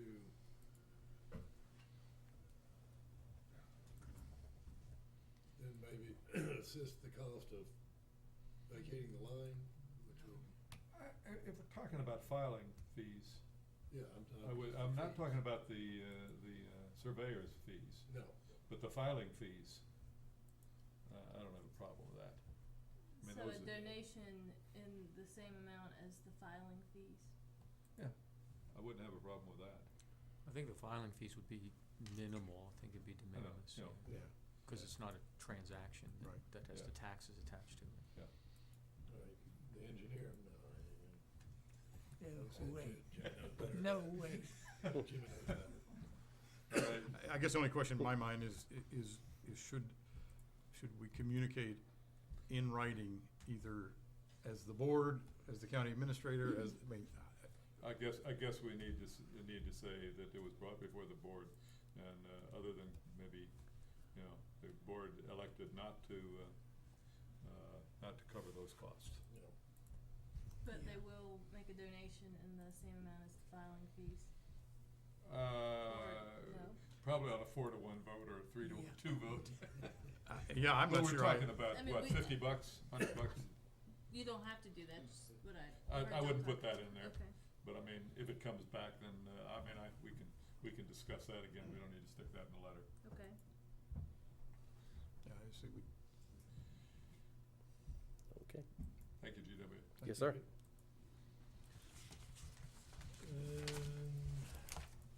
And then the last one, action clarification of fee donation request. This is another matter that's come up a few times, and we're hoping to get some clarification. Some activity has happened over the last several years, and it's unclear, and staff wants to follow the direction of the board. So as you can see, there's a list here of several organizations that things are automatically waived. Orange County Government and Schools, Town of Orange, Town of Gordonsville, Fire and Rescue Departments, we waive their permit fees. Rapidan Better Housing, it's done on a case-by-case basis. Habitat for Humanity, there was a blanket approval that was done that waives this. And when we rescinded the Rapidan Better Housing blanket waiver, at the time there was discussion about rescinding blanket waivers and that kind of thing, but the Habitat for Humanity blanket waiver was not rescinded at that time.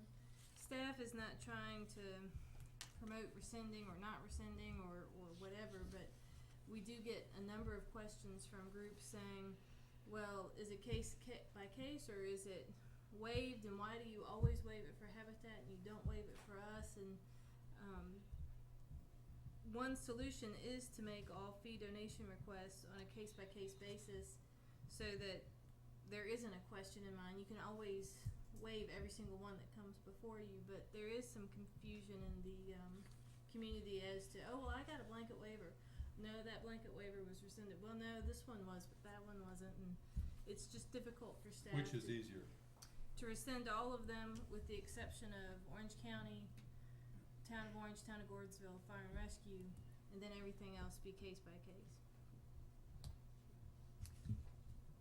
The motion in front of you is one that staff, the building official, the planning director, and administration is comfortable with. We're I'll make that open to motion. discuss it though. Okay. We have a motion, do we have a second? Second. Second. Any further discussion? The only other thing I'll mention is there's 2 permits currently at the department from Habitat for Humanity. They were done before this process started. It kind of instigated the conversation again. Those will be approved and waived, and we won't try to charge them because after all this started. So if you hear of one that we approved right after y'all did this. It was done that's what- before the change in policy. Right, exactly. Okay. All in favor, say aye. Aye. Okay. At what point in time were we gonna break for dinner? Now it's fine. Now is good. We have closed? Yes, sir. Yes, okay, so I guess we'll. Ready? Closed. All right. Whereas the Board of Supervisors of Orange County desires to discuss in closed meeting the following matters: consultation with legal counsel pertaining to actual or probable litigation, where such consultation in an open meeting would adversely affect the negotiating or litigating posture of the public body, and consultation with legal counsel employed or retained by a public body regarding specific legal matters requiring provision of legal advice by such counsel. And whereas pursuant to 2.23711A7 of the Code of Virginia, such discussions may occur in closed meeting. Now therefore be it resolved that the Board of Supervisors of Orange County does hereby authorize discussion of the aforesaid matters in closed meeting. So moved. Second. All in favor, say aye. Aye. Okay. All right. To the best of your knowledge, were the only matters discussed in the closed meeting public business matters lawfully exempted from open meeting requirements, and then only such public business matters as were identified in the motion by which the closed meeting was convened were heard, discussed, or considered in the closed meeting. Need a roll call. Mr. White? Aye.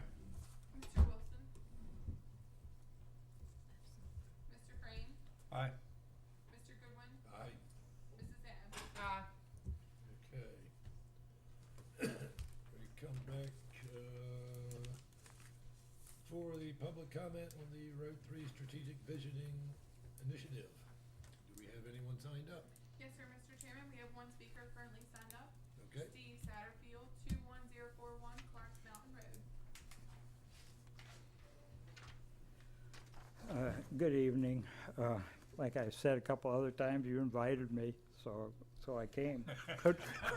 Could pass up the invitation. And guess what? You're here by yourself, and you've got So 24 this I'm looking forward. I'm looking forward to the seminar.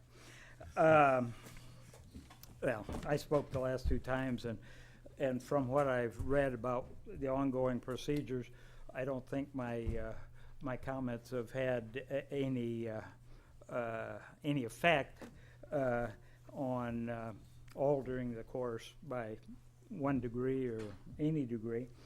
That's okay. I mean, that's up to you to decide your course. But I want to express, some of these positions nevertheless. So I'm kind of going to summarize what I've said the last couple times. When we go back to the basis for the undertaking, to begin with, there were several basic pieces of information that led to doing something. And one of the pieces cited was, this is what the people want. And as I tried to point out before, from the information, the 2004 citizen survey, that if you look into that a little deeper, it's not quite clear what they want. And if you look at the whole survey, you would say the most that they want, they love Orange County. And they don't want Orange County to be a different kind of place. So, and part of the problem with that survey, I think, wasn't any cost involved. So, do you want something? They said, yes, we'd like that. Little cost gets involved, maybe don't want so much. And as I said before, it seemed at the end of all that, we kind of know what people want because they chose to move here. Most of the people moved that live in the county today moved here. So that's kind of some pretty strong indication. The second piece was the economic situation is very bad for our citizens. I really think if we look at that in any kind of relative sense, it's not so bad. We're not so bad. The eligibility standards for free and reduced price lunches were cited as one of the indicators of severe conditions. As I pointed out before, some fairly big cities around here that have lots of population, lots of commercial, lots of jobs, Charlottesville, Alexandria, and Richmond all have higher percentages of their students eligible for free and reduced price lunches. Unemployment's high. It's lower in the nation. When before the recession, we had very low unemployment, probably zero, except for a little frictional stuff, people between jobs, because there's a question at some level of employability. And kind of the third part was can't afford facilities and services. And I spent most of my career dealing with public budgets, and out of that, I kind of came to some conclusions. We never can afford the wish lists that are put forth. And if we doubled our population and tripled our number of commercial establishments, I'll bet you we'll have higher taxes, and that we won't have enough money to fund our wish list. In that citizen survey, one thing that was really clear, every public goodie that was dangled before the people, there was a majority of people that didn't want to pay higher taxes for that goodie, and most of them, it was overwhelmingly didn't want to pay higher taxes. So, does that mean we shouldn't do anything? Of course not. I think our economic development strategy, if we're really serious about this, we're concerned about the people that are unemployed or underemployed, that are citizens enduring economic hardship, then we ought to focus on those people. I haven't seen any suggestion of that past the rationale for doing all this in the first place. Have seen no discussion of that. Maybe there's been a lot of discussion of it, but I haven't seen it. And I think the second part of that is we ought to build on our unique characteristics rather than producing the same kind of community to everybody else. So I think we ought to identify the characteristics of the part of the population that we want to target something to, and then we ought to focus on what can assist in improving situations for that target area. What I see in the discussion is population. You know, none of this is going to happen without population. Your trip, your tour of all these places, none of that's going to happen without population. We should say yes to every commercial enterprise that wants to come down on Route 3 that doesn't have more population associated with it. I don't know how much of that we're going to see. So I don't think there's much going to happen down there if there's not more population. I actually don't think there's going to be more population by any kind of significant change unless there's some change conditions. The two change conditions, and I'm fearful that they're underlying some of your work, is a major employer, which would jumpstart the utilization of all those unbuilt lots down there, because there's a lot of them, more of them now than there was a month ago, or this road from I-95, Route 17, dumping off in Orange County. Now, one thing I'll bet you all will agree with me on, that's going to be hard to accomplish, that road. There's a lot of political jurisdictions involved. A lot of them don't like each other. As Stafford County Supervisor said, that's just a driveway to Orange. And so I think, you know, a betting man, you know, maybe that's not right around the corner. But I'm fearful that those kind of things are really underlying some of this, this effort. And so, anyhow, that's kind of all of it. I urge you to focus on economic development that benefits our current citizens. Thank you very much. Thank you, Steve. Okay, no one else? Okay, well, move on. Back to the regular agenda. Next is appointments to boards, commissions, and committees. Do you have any appointments?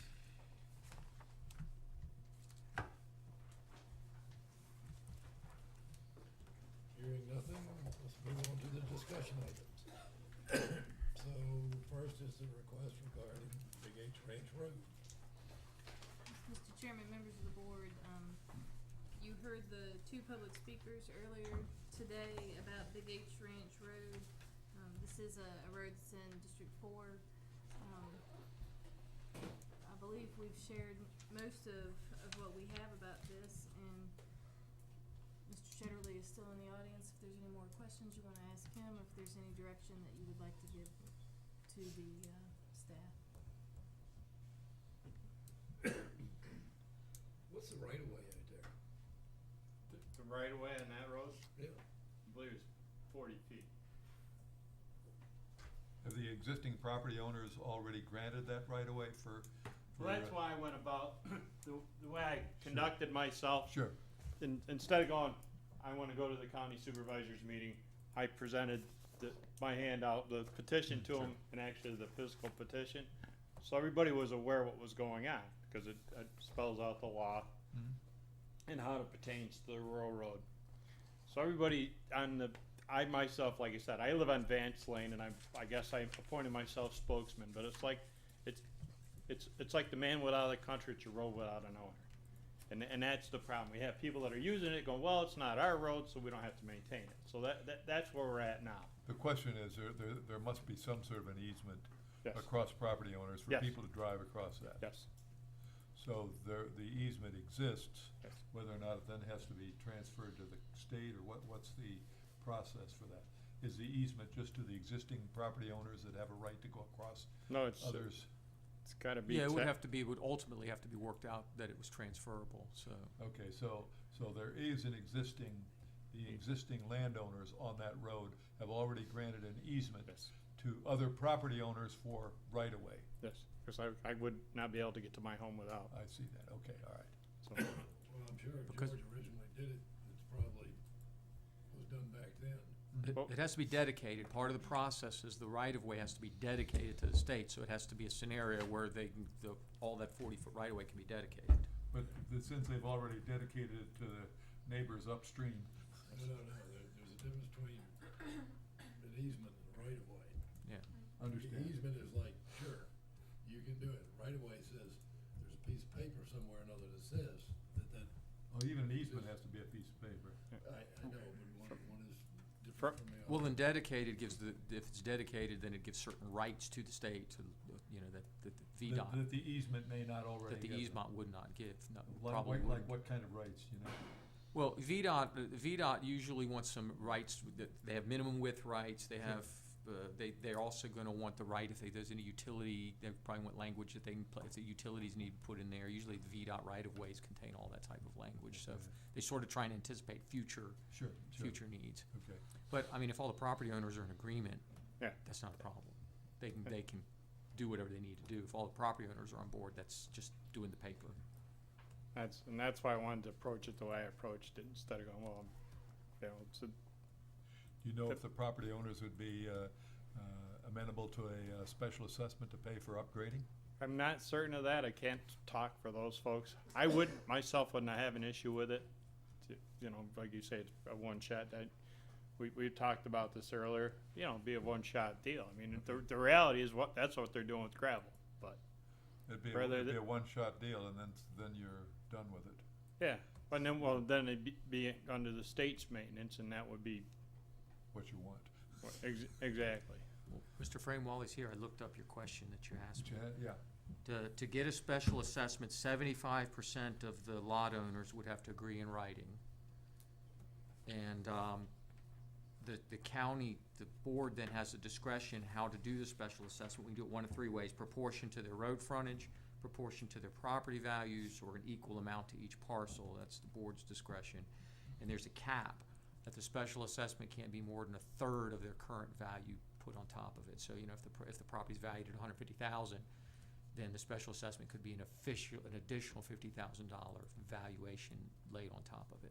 Those are the parameters of the special Oh, assessment. so we can't increase the assessed valuation of the property more than a third? by More than putting a road in? more than a third of the existing value, right? Okay. So, And those would be the properties that presently reside on the road? right, it would be 75% of the properties would have to agree, and if they do, then the board could put a special assessment and say on these properties, let's just use the third number, your $150,000 property is gonna be assessed at $200,000 until this cost is recouped. I see, so that's the means by which you recover the, Right, the county would pay the money, and then the way the county recoups its money is this additional property tax that so these you folks up their property taxes by a third. by a third. And that then pays for the assessment over a period of time as opposed to a one-shot affair, or that could be done. Right, and a lot of what the state code, a lot of times you have these rural, this 5% rural, you know, that, one of the things VDOT suggests is that you sort of combine the 5%, the rural, whatever they're called, rural addition Yeah. funds. Yeah. And with a special assessment, that's one of the ways VDOT has on their website as a way to do this. And that's in there, it's like a 5.5% rural funds that are made available to the county. Right. But it sounds like, using your examples as the math, you're talking about a very, very long time. I think so too, because just a third on top of the value is not a lot of money. No, I mean, it's, The only, it's a the only few big, $100s per house per year, most likely. What's that? It would be a few $100s per House? property owner per year. the big issue that I see with that is presently, of course, I use it on my advanced lane, and the folks that are in Browning Lane utilize the road. So to assess just the people on Big H Ranch Road, I'm gonna tell you would have a mutiny. I would have a mutiny because, of course, my name's up there, but. I understand, but the people on Browning Road use it as well. Yes. So, They I mean, would be assessed because it is, unless we correct the Browning Road for those people. which Browning Road is a private road because, of course, And they're not interested in improving it. They're not, and that's just the shame of the whole deal. they're not interested, they don't have ownership of Big H, they're going, well, it's not our road, we don't have to deal with it, it's your problem. Well, can you But- dead end Big H? Can you put a cul-de-sac at the end of it so it no longer connects to Browning Road? But, you can't, but there's no other way to get out, I mean. Well, that's their Can problem. you, can you? Well, I suspect those folks don't have, they probably don't have an easement down your road. That's right. No, there's no easement, but. They don't but have an if- easement but down could- your road. But You- could you legally block it off? Because people were bringing that up to you, well, why don't we block off Browning Road? I said, I don't think Well, you how can long have they legally been do that. using this? I've been here 4 years and they've been Well, using yeah, it unless since they I've claim been the here. And prescriptive easement, they've been using it for more than 15. I don't know. I mean, those are some questions. Those are some issues. Okay. 'cause that was suggested to me, but the road has collapsed, the access is, Well, the they whole might, office. if they didn't have another option, they might decide they want to participate. Yeah, that doesn't sound to me like they're landlocked, though. If they're not landlocked. No, they're not They just landlocked. need to, then they'll have to fix their other road, and maybe they'll get more motivated to participate in this To road. put money on this one, okay. And I mean, that would be the ideal scenario. Might not want to talk to a lawyer about that aspect. From what I gather from conversations that I've had with the neighbors that have lived there for a while, that Mr. Browning maintained the road years ago, and he'd come by after Christmas and say, give me $200, I'll put gravel on the road, and et cetera, et cetera. When I moved down here 4 years ago, I was here 3 days. I was standing in the driveway, a guy drove up the driveway, says, we need $200 for the road. I went, okay. So, well, my deed has a stipulation that I take care of Big H, or Vance Lane, myself and my neighbors. Oh, no, nothing to do with it. I said, well, what do you pay property taxes for? I don't want the government here. He says, okay, so I got walked away. Government's here to help. Although that's what you're asking for now. Yeah, we are now, so.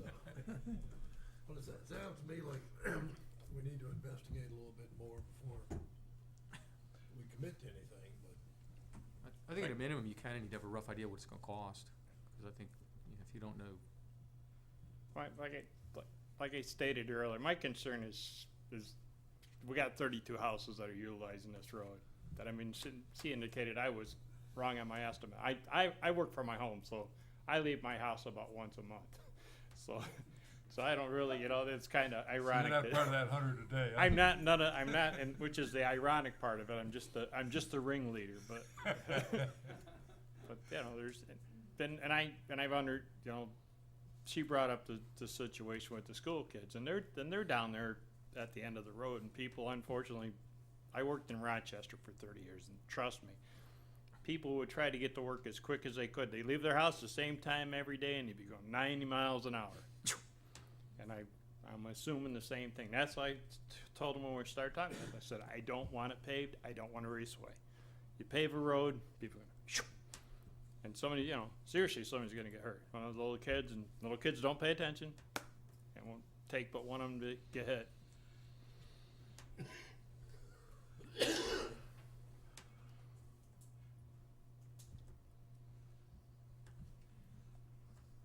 You got something to say?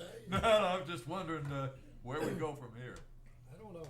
I'd like to see more information before I make any kind of decision on it. Yeah, I think some information to sort of better understand the cost involved to bring it up. We'll do some example looks at this third. Well, that's what I'm saying. If you knew impact of an that. estimated cost of the road, then you could do the math. And We kinda could figure out. actually look at the GIS, look at the properties, and see how much their current assessment is. Yeah, we can and guesstimate the special assessment. So we could guess what the revenue would be on that, and then knowing the idea as to how, if we're funding it for 4 or 5 years, I'm not sure I'd have a problem. If I'm funding it for 40 or 50, Not gonna happen. Well, the only thing I would add to that, and we kind of made an off-the-cuff comment when we were walking out, this isn't the only road I know. that No. wants this. I know. And when we do this, we've had other people come in and ask for the same thing you're asking for. And I hear you loud and clear, and I want you to know, safety should be everybody's number one priority and number one concern. But we may be opening up well, you did it for this constituent, you need to do it for this group of people, and you need to do it for this group. And But when I went on Browning, because I stuffed everybody's mailbox, Browning Lane, Vance, Big H Ranch Road, I went all around, and then I drove around. And people on Browning would go, well, what about our road? I said, well, it's a private road. I said, but you know, I'm only fighting one battle at a time. How long is it? It's, from my house to the end of the road is 7/10 of a mile. So I'm gonna guess, if I was to hazard a guess, probably a mile, a little over a mile possibly. Cause it goes past my house, there's 4 homes and then it singles up, and I would assume that's the, I would call it the driveway to Mr. Rizzo's house, cause it's a single lane, cut through the woods all the way through. But if the people on Browning don't have the easement, Yeah, but how, I mean, cause people were approaching me, well, what if we put something to block it? I'm going, I don't think you can legally do that. well, that's the thing you need to check. Yeah, I on would the lawyer. suggest you talk to a civil attorney about that. That may not be correct. You may be able to legally do something. If they don't have an easement on the property, you have an easement on the people between you and the public road. Yes. They probably don't have that easement. They have the easement down Browning Road. Yep. Not yours. Yeah, but what I'm hearing is, hey, my road's washed out. I'm just gonna start cutting across my neighbor's property. That's right. That's pretty much what they've done, cause Well, it's collapsed. But It's, you don't have that right necessarily. They don't. no. But yeah, I would suggest you talk to a private attorney and ask them that question, because you may get some extra pockets to help pay for this thing. Yeah, and that would be the, Yeah, 'cause as soon as you go back to your neighbors and tell them they're gonna have to pay more taxes to pay for it, I'm thinking they're, there's everybody, gonna be a couple people that aren't gonna be happy about that. so they're gonna, I'm gonna tell you, that nobody wants to pay additional taxes, and that's a fact. Oh, but the problem is that the gap between the costs to Mhm. bring the road up to VDOT standard, and even if you were to put those taxes in there, that gap, I suspect, is huge. I mean, Planning What? Commission dealt with a different but related topic and got an estimate, as I recall, it was on the order of $8 a foot For the road. for the road. I think it's So a if half your a road- million a mile is normal. Well, and if your road is, just use a mile and say it's really not quite a mile, it's 5,000, you know, that's a big number already. $40,000. Probably 14. $8 a foot times 5,000 feet.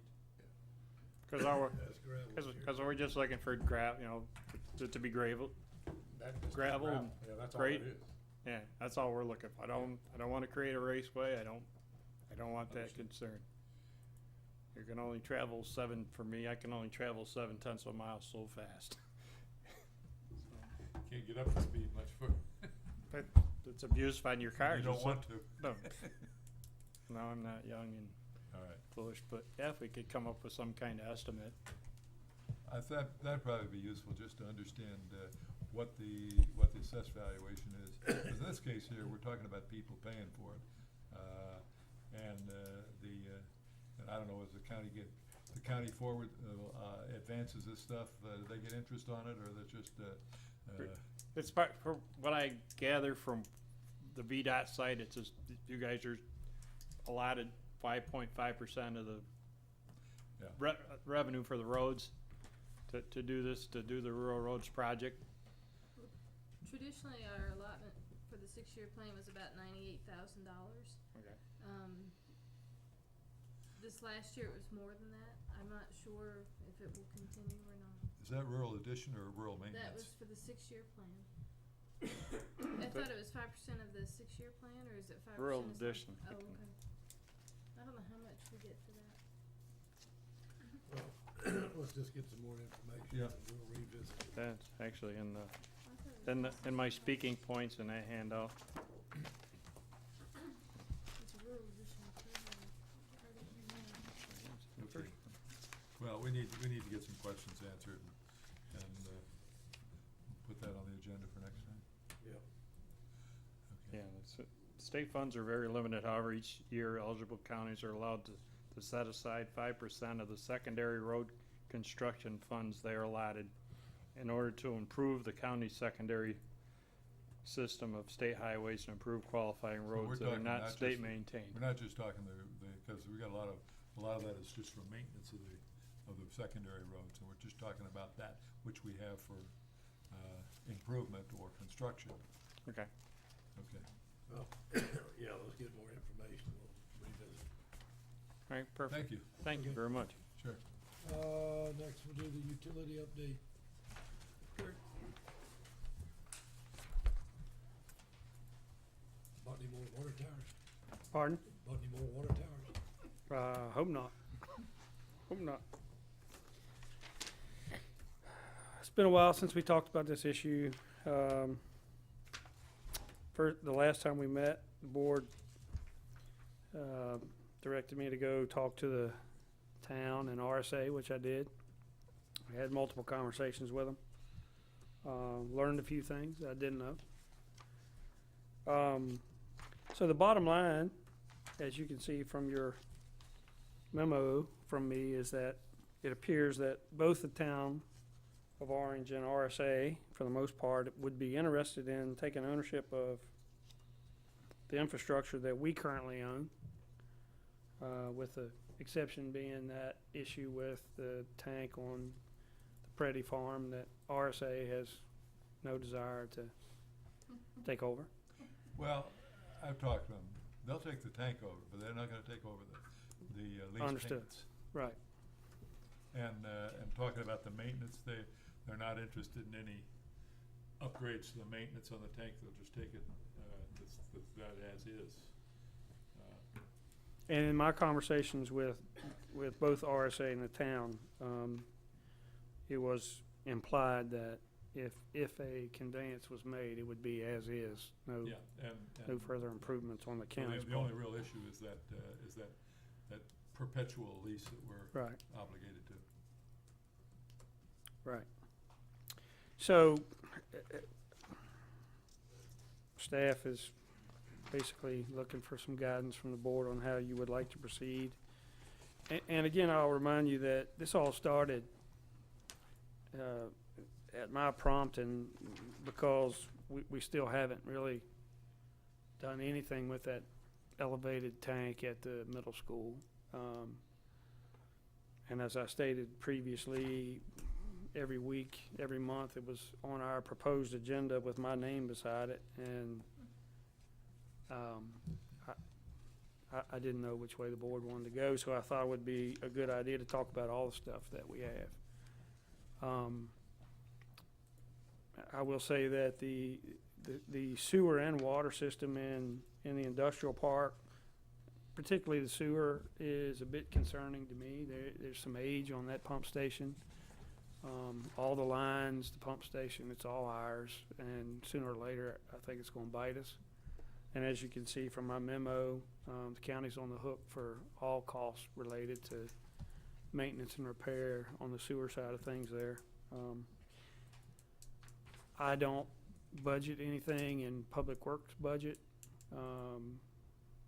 I'm not sure, to be honest, previous costs associated with the industrial park, I assume, have been paid through economic development. I don't think there's, in the time that I've been here, I don't think there's been any real significant cost other than when we had to relocate the water lines. But it's gonna happen sooner or later. So, kind of rambling here, but at the end of my memo, my suggestion is we convey or we start budgeting for some future costs that are definitely gonna be out there. Any thoughts on how to deal with the lease issue?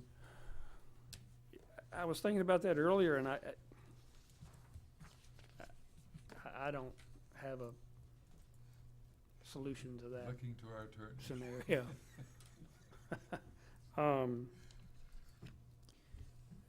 Giving no solution to making that go away, I would assume that somehow the tank could be conveyed and the county would continue to pay the ground lease. Well, yeah, unless you get, I don't know how, unless you get a release somehow. Yeah. What do you think it'd cost to get a release? Whatever $12,000 a year income produces, Yeah, I mean, whatever the value of it is to them. probably a couple $100,000 at least. You know, unless you get a release, I don't see any way around it.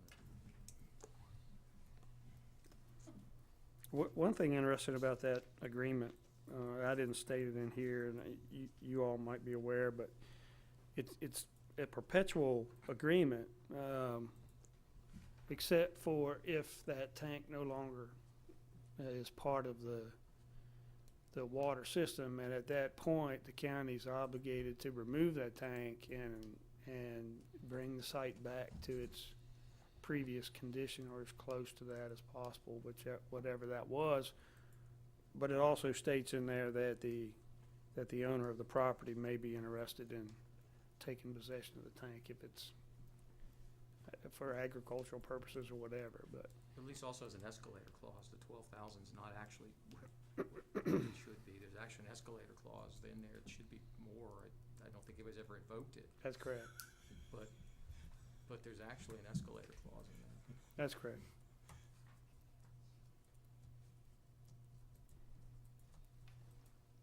And one Well, other. I mean, if you get into the situation, if you say we go ahead, even we continue to pay the lease and convey it, there should be a way of conveying it with us still responsible for the lease, isn't it? Well, we could convey our rights to it. There's no way for us to get off our contractual obligation. That's right. So we would stay on basically like a sublease, just same way as you could sublease a property you're leasing, we could sublease or So you could transfer convey on. the tank, but not the ground it sits on. We could convey the tank and we could convey the access to the tank, but we would still be responsible for the lease that we've signed on the property. So that would get, are you paying for that lease out of your budget now? Yes. Is there any maintenance being done on that tank at all, or has there ever been, as to your knowledge? It's a concrete leak- tank, and they're not particularly concerned that there's anything that needs to be done. Yeah. I don't know if anybody's ever done the math, whether it would be more cost effective to just do a condemnation action and condemn the property.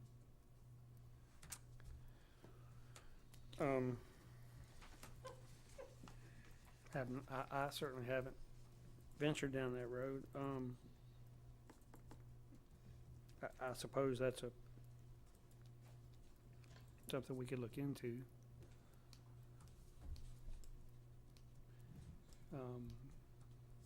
The thing with the tank, and it goes back to my concern that I had put in here regarding the newer tank down at the middle school. RSA had indicated to me that with the elevated tank down at the middle school site, the next VDH inspection would be referred to my department. I can certainly go down there and open the gate and open the door. Beyond that, any questions or any issues that arise, I don't feel it's fair for the county to be on the hook for that. We don't operate the system. To be quite honest, I couldn't answer any questions to VDH regarding the operation of that system. Well, I think we should convey all this stuff over and get it off of Kurt's agenda. We've got to continue paying the lease, okay? And if we convey the tank, if we reserve the rights for antennas.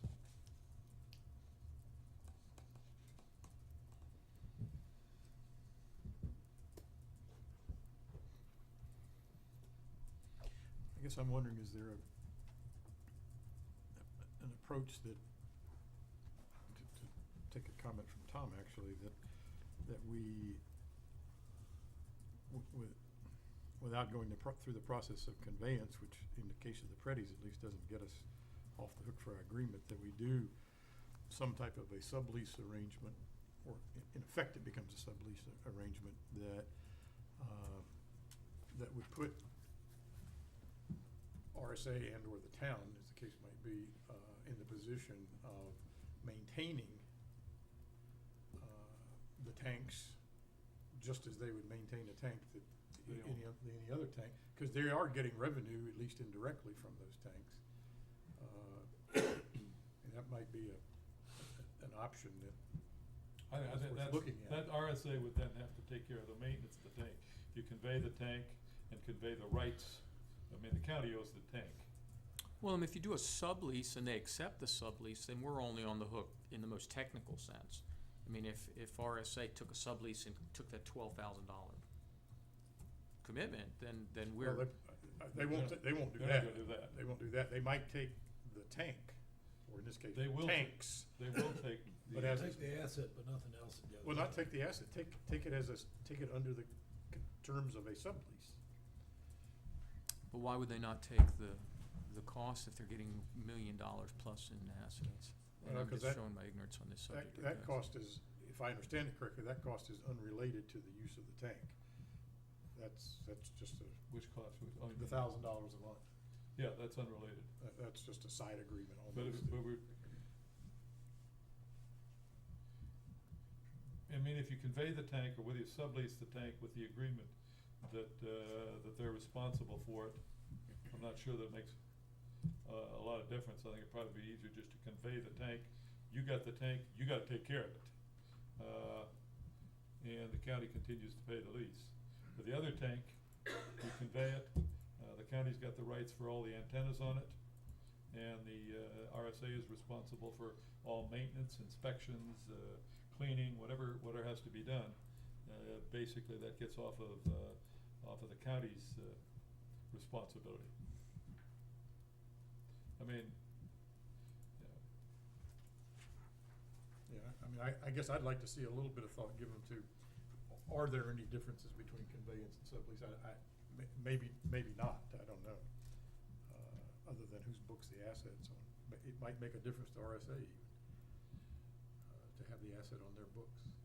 I don't. Yeah, it does affect their depreciation and stuff like that. But then if we're, I don't know. I mean, what's the advantage to us to keep having it on a lease or sublease or whatever? Well, if I understand this correctly, I Well- looked at this a long time ago. My understanding is we have a tank that we're leasing the dirt that the tank is on. That's what we're talking about, right? Correct. So if we're giving them the tank, why would they not accept the responsibility for the dirt that the tank is on and the obligations there? That's what I'm trying. That when I use the word sublease, I meant the entire. Well, because they won't take the $1,000 a month costs. They don't wanna assume that cost. Well, I understand that, but they would like to have the assets, wouldn't they? Not necessarily. Right now, if anything goes wrong with the tank, Kurt gets the bill. Yeah, they get the use of it. Well, maybe we need to look at that. Without cost. And that kinda goes back to Man, I'd like to put my house original rates point. up on my house. We're sitting on the liabilities and gaining no revenue. Maybe we need to turn it around. We need to lease to RSA. That actually would be more equitable. And this is where we get into the conversation of a MOU with RSA, which is what normally we get roundabout to that discussion again. Well, I mean, it sounds to me like we need a more global solution, long-term solution to this. This is Well, gonna be a not recurring necessarily, because once this is transferred, we're out of the water and sewer business, except for a lease. And we don't, unless anything we do on the eastern end, the county is in the business of building it, and again, whether RSA or whether we build a separate authority to take care of it. And I guess that's what I was talking about, the long-term needs up on 3, and that I Well, I keep think hearing that- about RSA and supply and demand issues, and so. Well, and the point I tried to make in the memo is that it seems to me there's gotta be some way that, should the board decide to convey this infrastructure, there's gotta be some way we can word it such that if in a future date, the county decided to get fully into the utility business and take over those assets, that we don't have to buy it, give it to them once and buy it back. You know what I mean? Well, that's what I'm talking about with the global solution, sort of a long-term, what do we see this relationship, how do we see it playing out long-term? That's what I meant by global solution, that it's more of a analysis of what's this gonna look like 10, 15 years from now, and what do we want it to look like? Well, it's whether or not the county wants to be in the water and sewer business. I mean, that's always a possibility. A lot of jurisdictions do run that. As it is right now, and then they mingle the costs back and forth as the town is doing. So, I mean, that's, right now they're separate. And I think it's better to do that. I've seen too many places in other parts of the country where that mix gets to be a cash cow.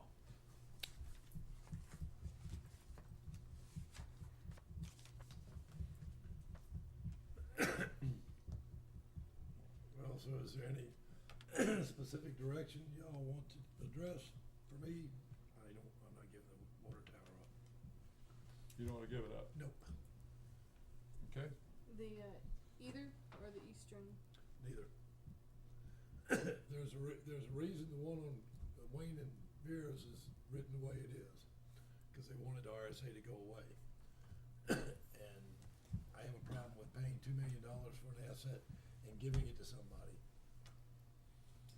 After we had to do water upgrades for Lake of the Woods. So RSA benefited from that at the county's expense. So, but they don't wanna work the other way. So it's kind of a one-way street working with Dudley, always has been. If you wanna keep it, then you keep it, but when the problems come, then we pay for it. Then we pay for The it. county, that's fine.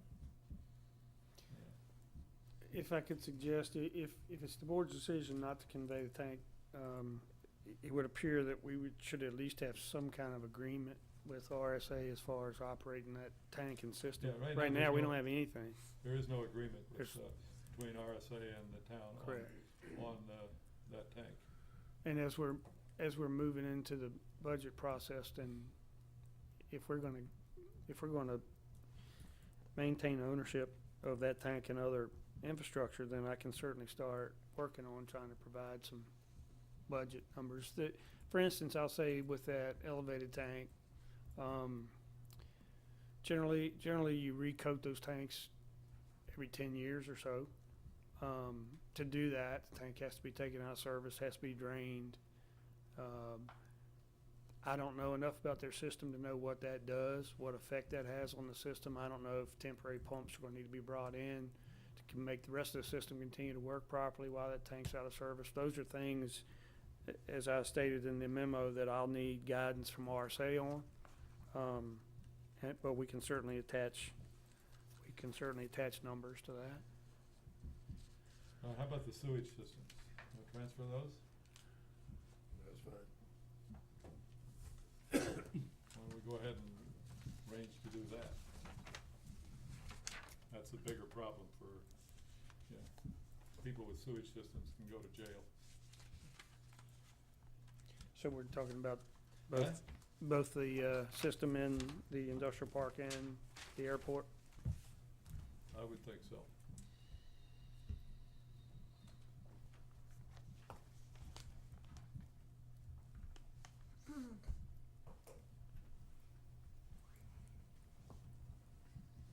And ask, Probably a smart thing to do.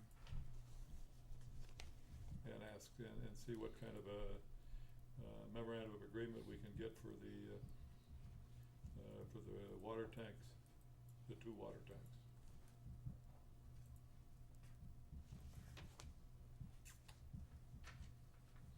Okay. And then, would you think you'd be able to get enough information to be able to do any budgeting you need to do for this year? I'll certainly do my best. We should have ample time to. Huh?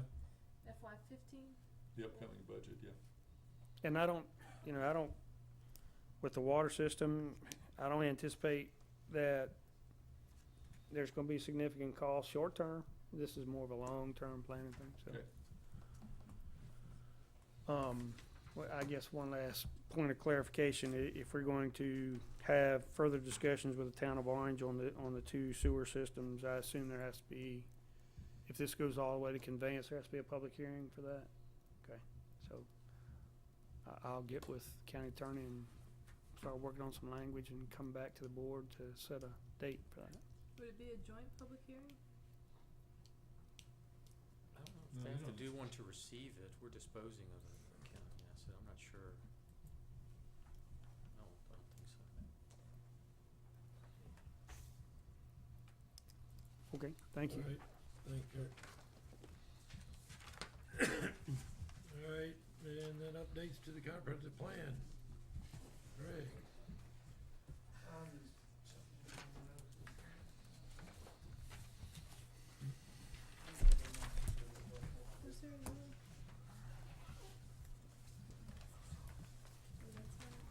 All right, good evening again. Staff had put together the edits that we heard from our last meeting, and they're in your hard copy now. Some of the I won't go every one of them, but the changes are in red. We included the latest update from Mr. Walker for the history part. We moved some of the elements around that y'all requested, such as the vision statement, removed some language under land use and put a table in, and made minor grammatical changes and some minor changes at the beginning of the plan. And we also made, I believe, a slight change in the future land use map, and we included the transportation section of the plan. Staff did, we had the proposed village boundaries blown up, 'cause I believe that was a request, and I can hand those out now. It was too difficult to try to put them all on one map, so Josh just provided outlines, and I have those I can hand out to you all. While I'm doing that, if there's any initial feedback on that.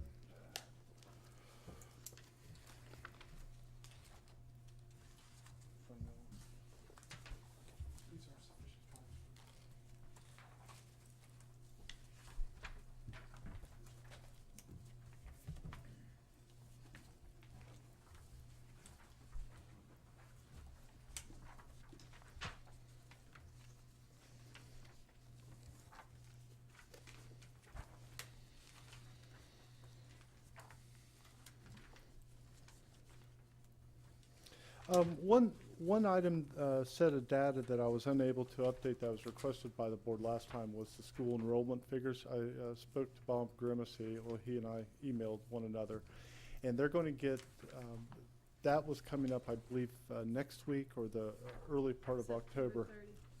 September 30th. So we can't put those in until that such time. Are you looking for general comments at this point, or you want to? I'm opening it up. I mean, I whatever the found board. just three really minor things to call your attention to. On page 13, you've inserted that new chart. Through the rest of the document, when we refer to a chart, we give its number, and right now the language is the following chart, and I think we should specify that we're talking about chart 2-1, just to follow the same format that we've used before. Oh, following chart, okay, just insert okay. Chart. The following chart 2-1. Okay.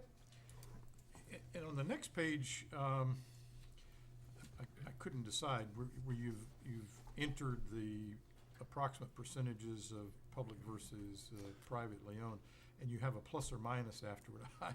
I guess the plus or minus sort of bothered me a little bit. I wasn't sure that. Well, because there's a discrepancy. I see there's a discrepancy in the numbers, but. Yeah, and I don't like saying.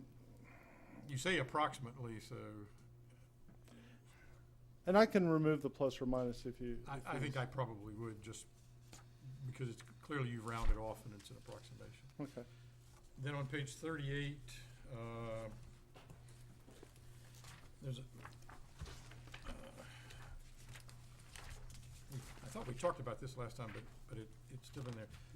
In the first paragraph, when it's referring to the Department of Transportation 6-year improvement plan, and it says parenthetically as amended, I thought we dropped that language as amended because I think their plan has long since been adopted. I apologize. I'd overlooked that. Okay. And then go another 2 pages to 42. There's just some formatting problems with that table. You've got at the very bottom, you've got a header, and the data's on the next page, and then you repeat the header, but it doesn't need to be repeated. So. Okay. I told you they were mine. No, I just mad at myself for. Yeah, no. The only other question I had was I had a debate as to whether we want to have the history be, you know, that length. It tells an interesting story. But I'm not sure what I would edit out if I were to edit it. It's just that we went from a paragraph to 2 pages, and I guess that's okay. Anybody else have a reaction to that? I mean, It was a whole lot better than the first one. well, the first thing wasn't history, it was something else, but as I commented before. If I were, just to give you my thoughts, if I were to edit it, to try to get it to 1 page, I probably would stop the discussion about the Revolutionary War period, only because that's the intent originally that the Plan Commission had was just to give a flavor of how did Orange County get formed from what was this, you know, huge landmass, and it basically settled down, you know, even before the Revolutionary War, really. But so that's one way to think about it, is you block it from a timing standpoint. But the rest of the story that he tells is an interesting one, and I don't find it particularly objectionable. It's just that it's a lot longer than was planned initially. You contained him to only 2 pages. Yeah, I understand. Well, with that's- all due respect, we sent it out and we told the board to give back comments to him, and from what I understand, no one commented back to him. I gave you, There were I 2 gave, comments. I gave the comments that I just Cool gave. beans. Okay, good. Mine said good. Yeah, I mean, That's what it's not a big deal. It's just, let's just recognize that it's a little more, and maybe it's fine. That was it. That's all I had. Anything else? Okay, we're updated. All right, thank you. Thank you. All right, any question on the information items? Committee reports? All right, go to calendar then. We're gonna set, both public hearings for Tuesday the 22nd. Do we have a different venue? Yes, we've secured the, Town of Orange Community Building where the planning commission held their public hearing. Okay. my only comment about that place is the sound in there is absolutely horrible. You cannot, it does you no good to have the audio because you can't hear it. So while we secured it, their sound system's horrible. And we were there for the planning commission public hearing. You couldn't hear a word anyone was saying. And so I personally, while that's a nice venue to have it, I just don't believe that it's going to meet the needs that we need. And being able to hear is integral for people. Just a note.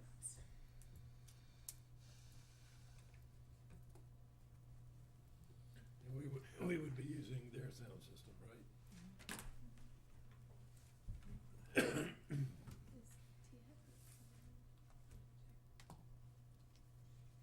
I do agree, their sound system was lacking. And it, I mean, Shannon's right, it was a problem that night. People, you couldn't hear the planning commission members talking to each other or anything else. And to be quite honest with you, I don't know it's gonna be big enough. I mean, even that night, we had people standing up and, you know, because the way the chairs were set up, they couldn't even, you know, they theoretically, maybe, I guess if you set up chairs over long on the side or something like that, it's, I don't, it's just not a very unfortunate, good spot.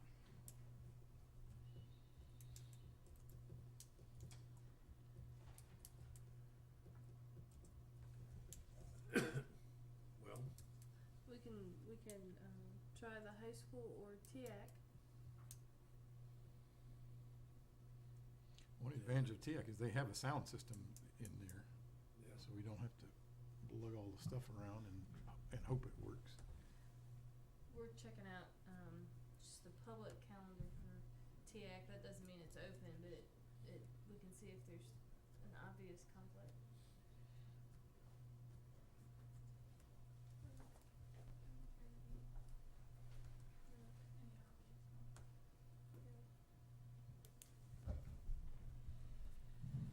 We can inquire about TIAC tomorrow.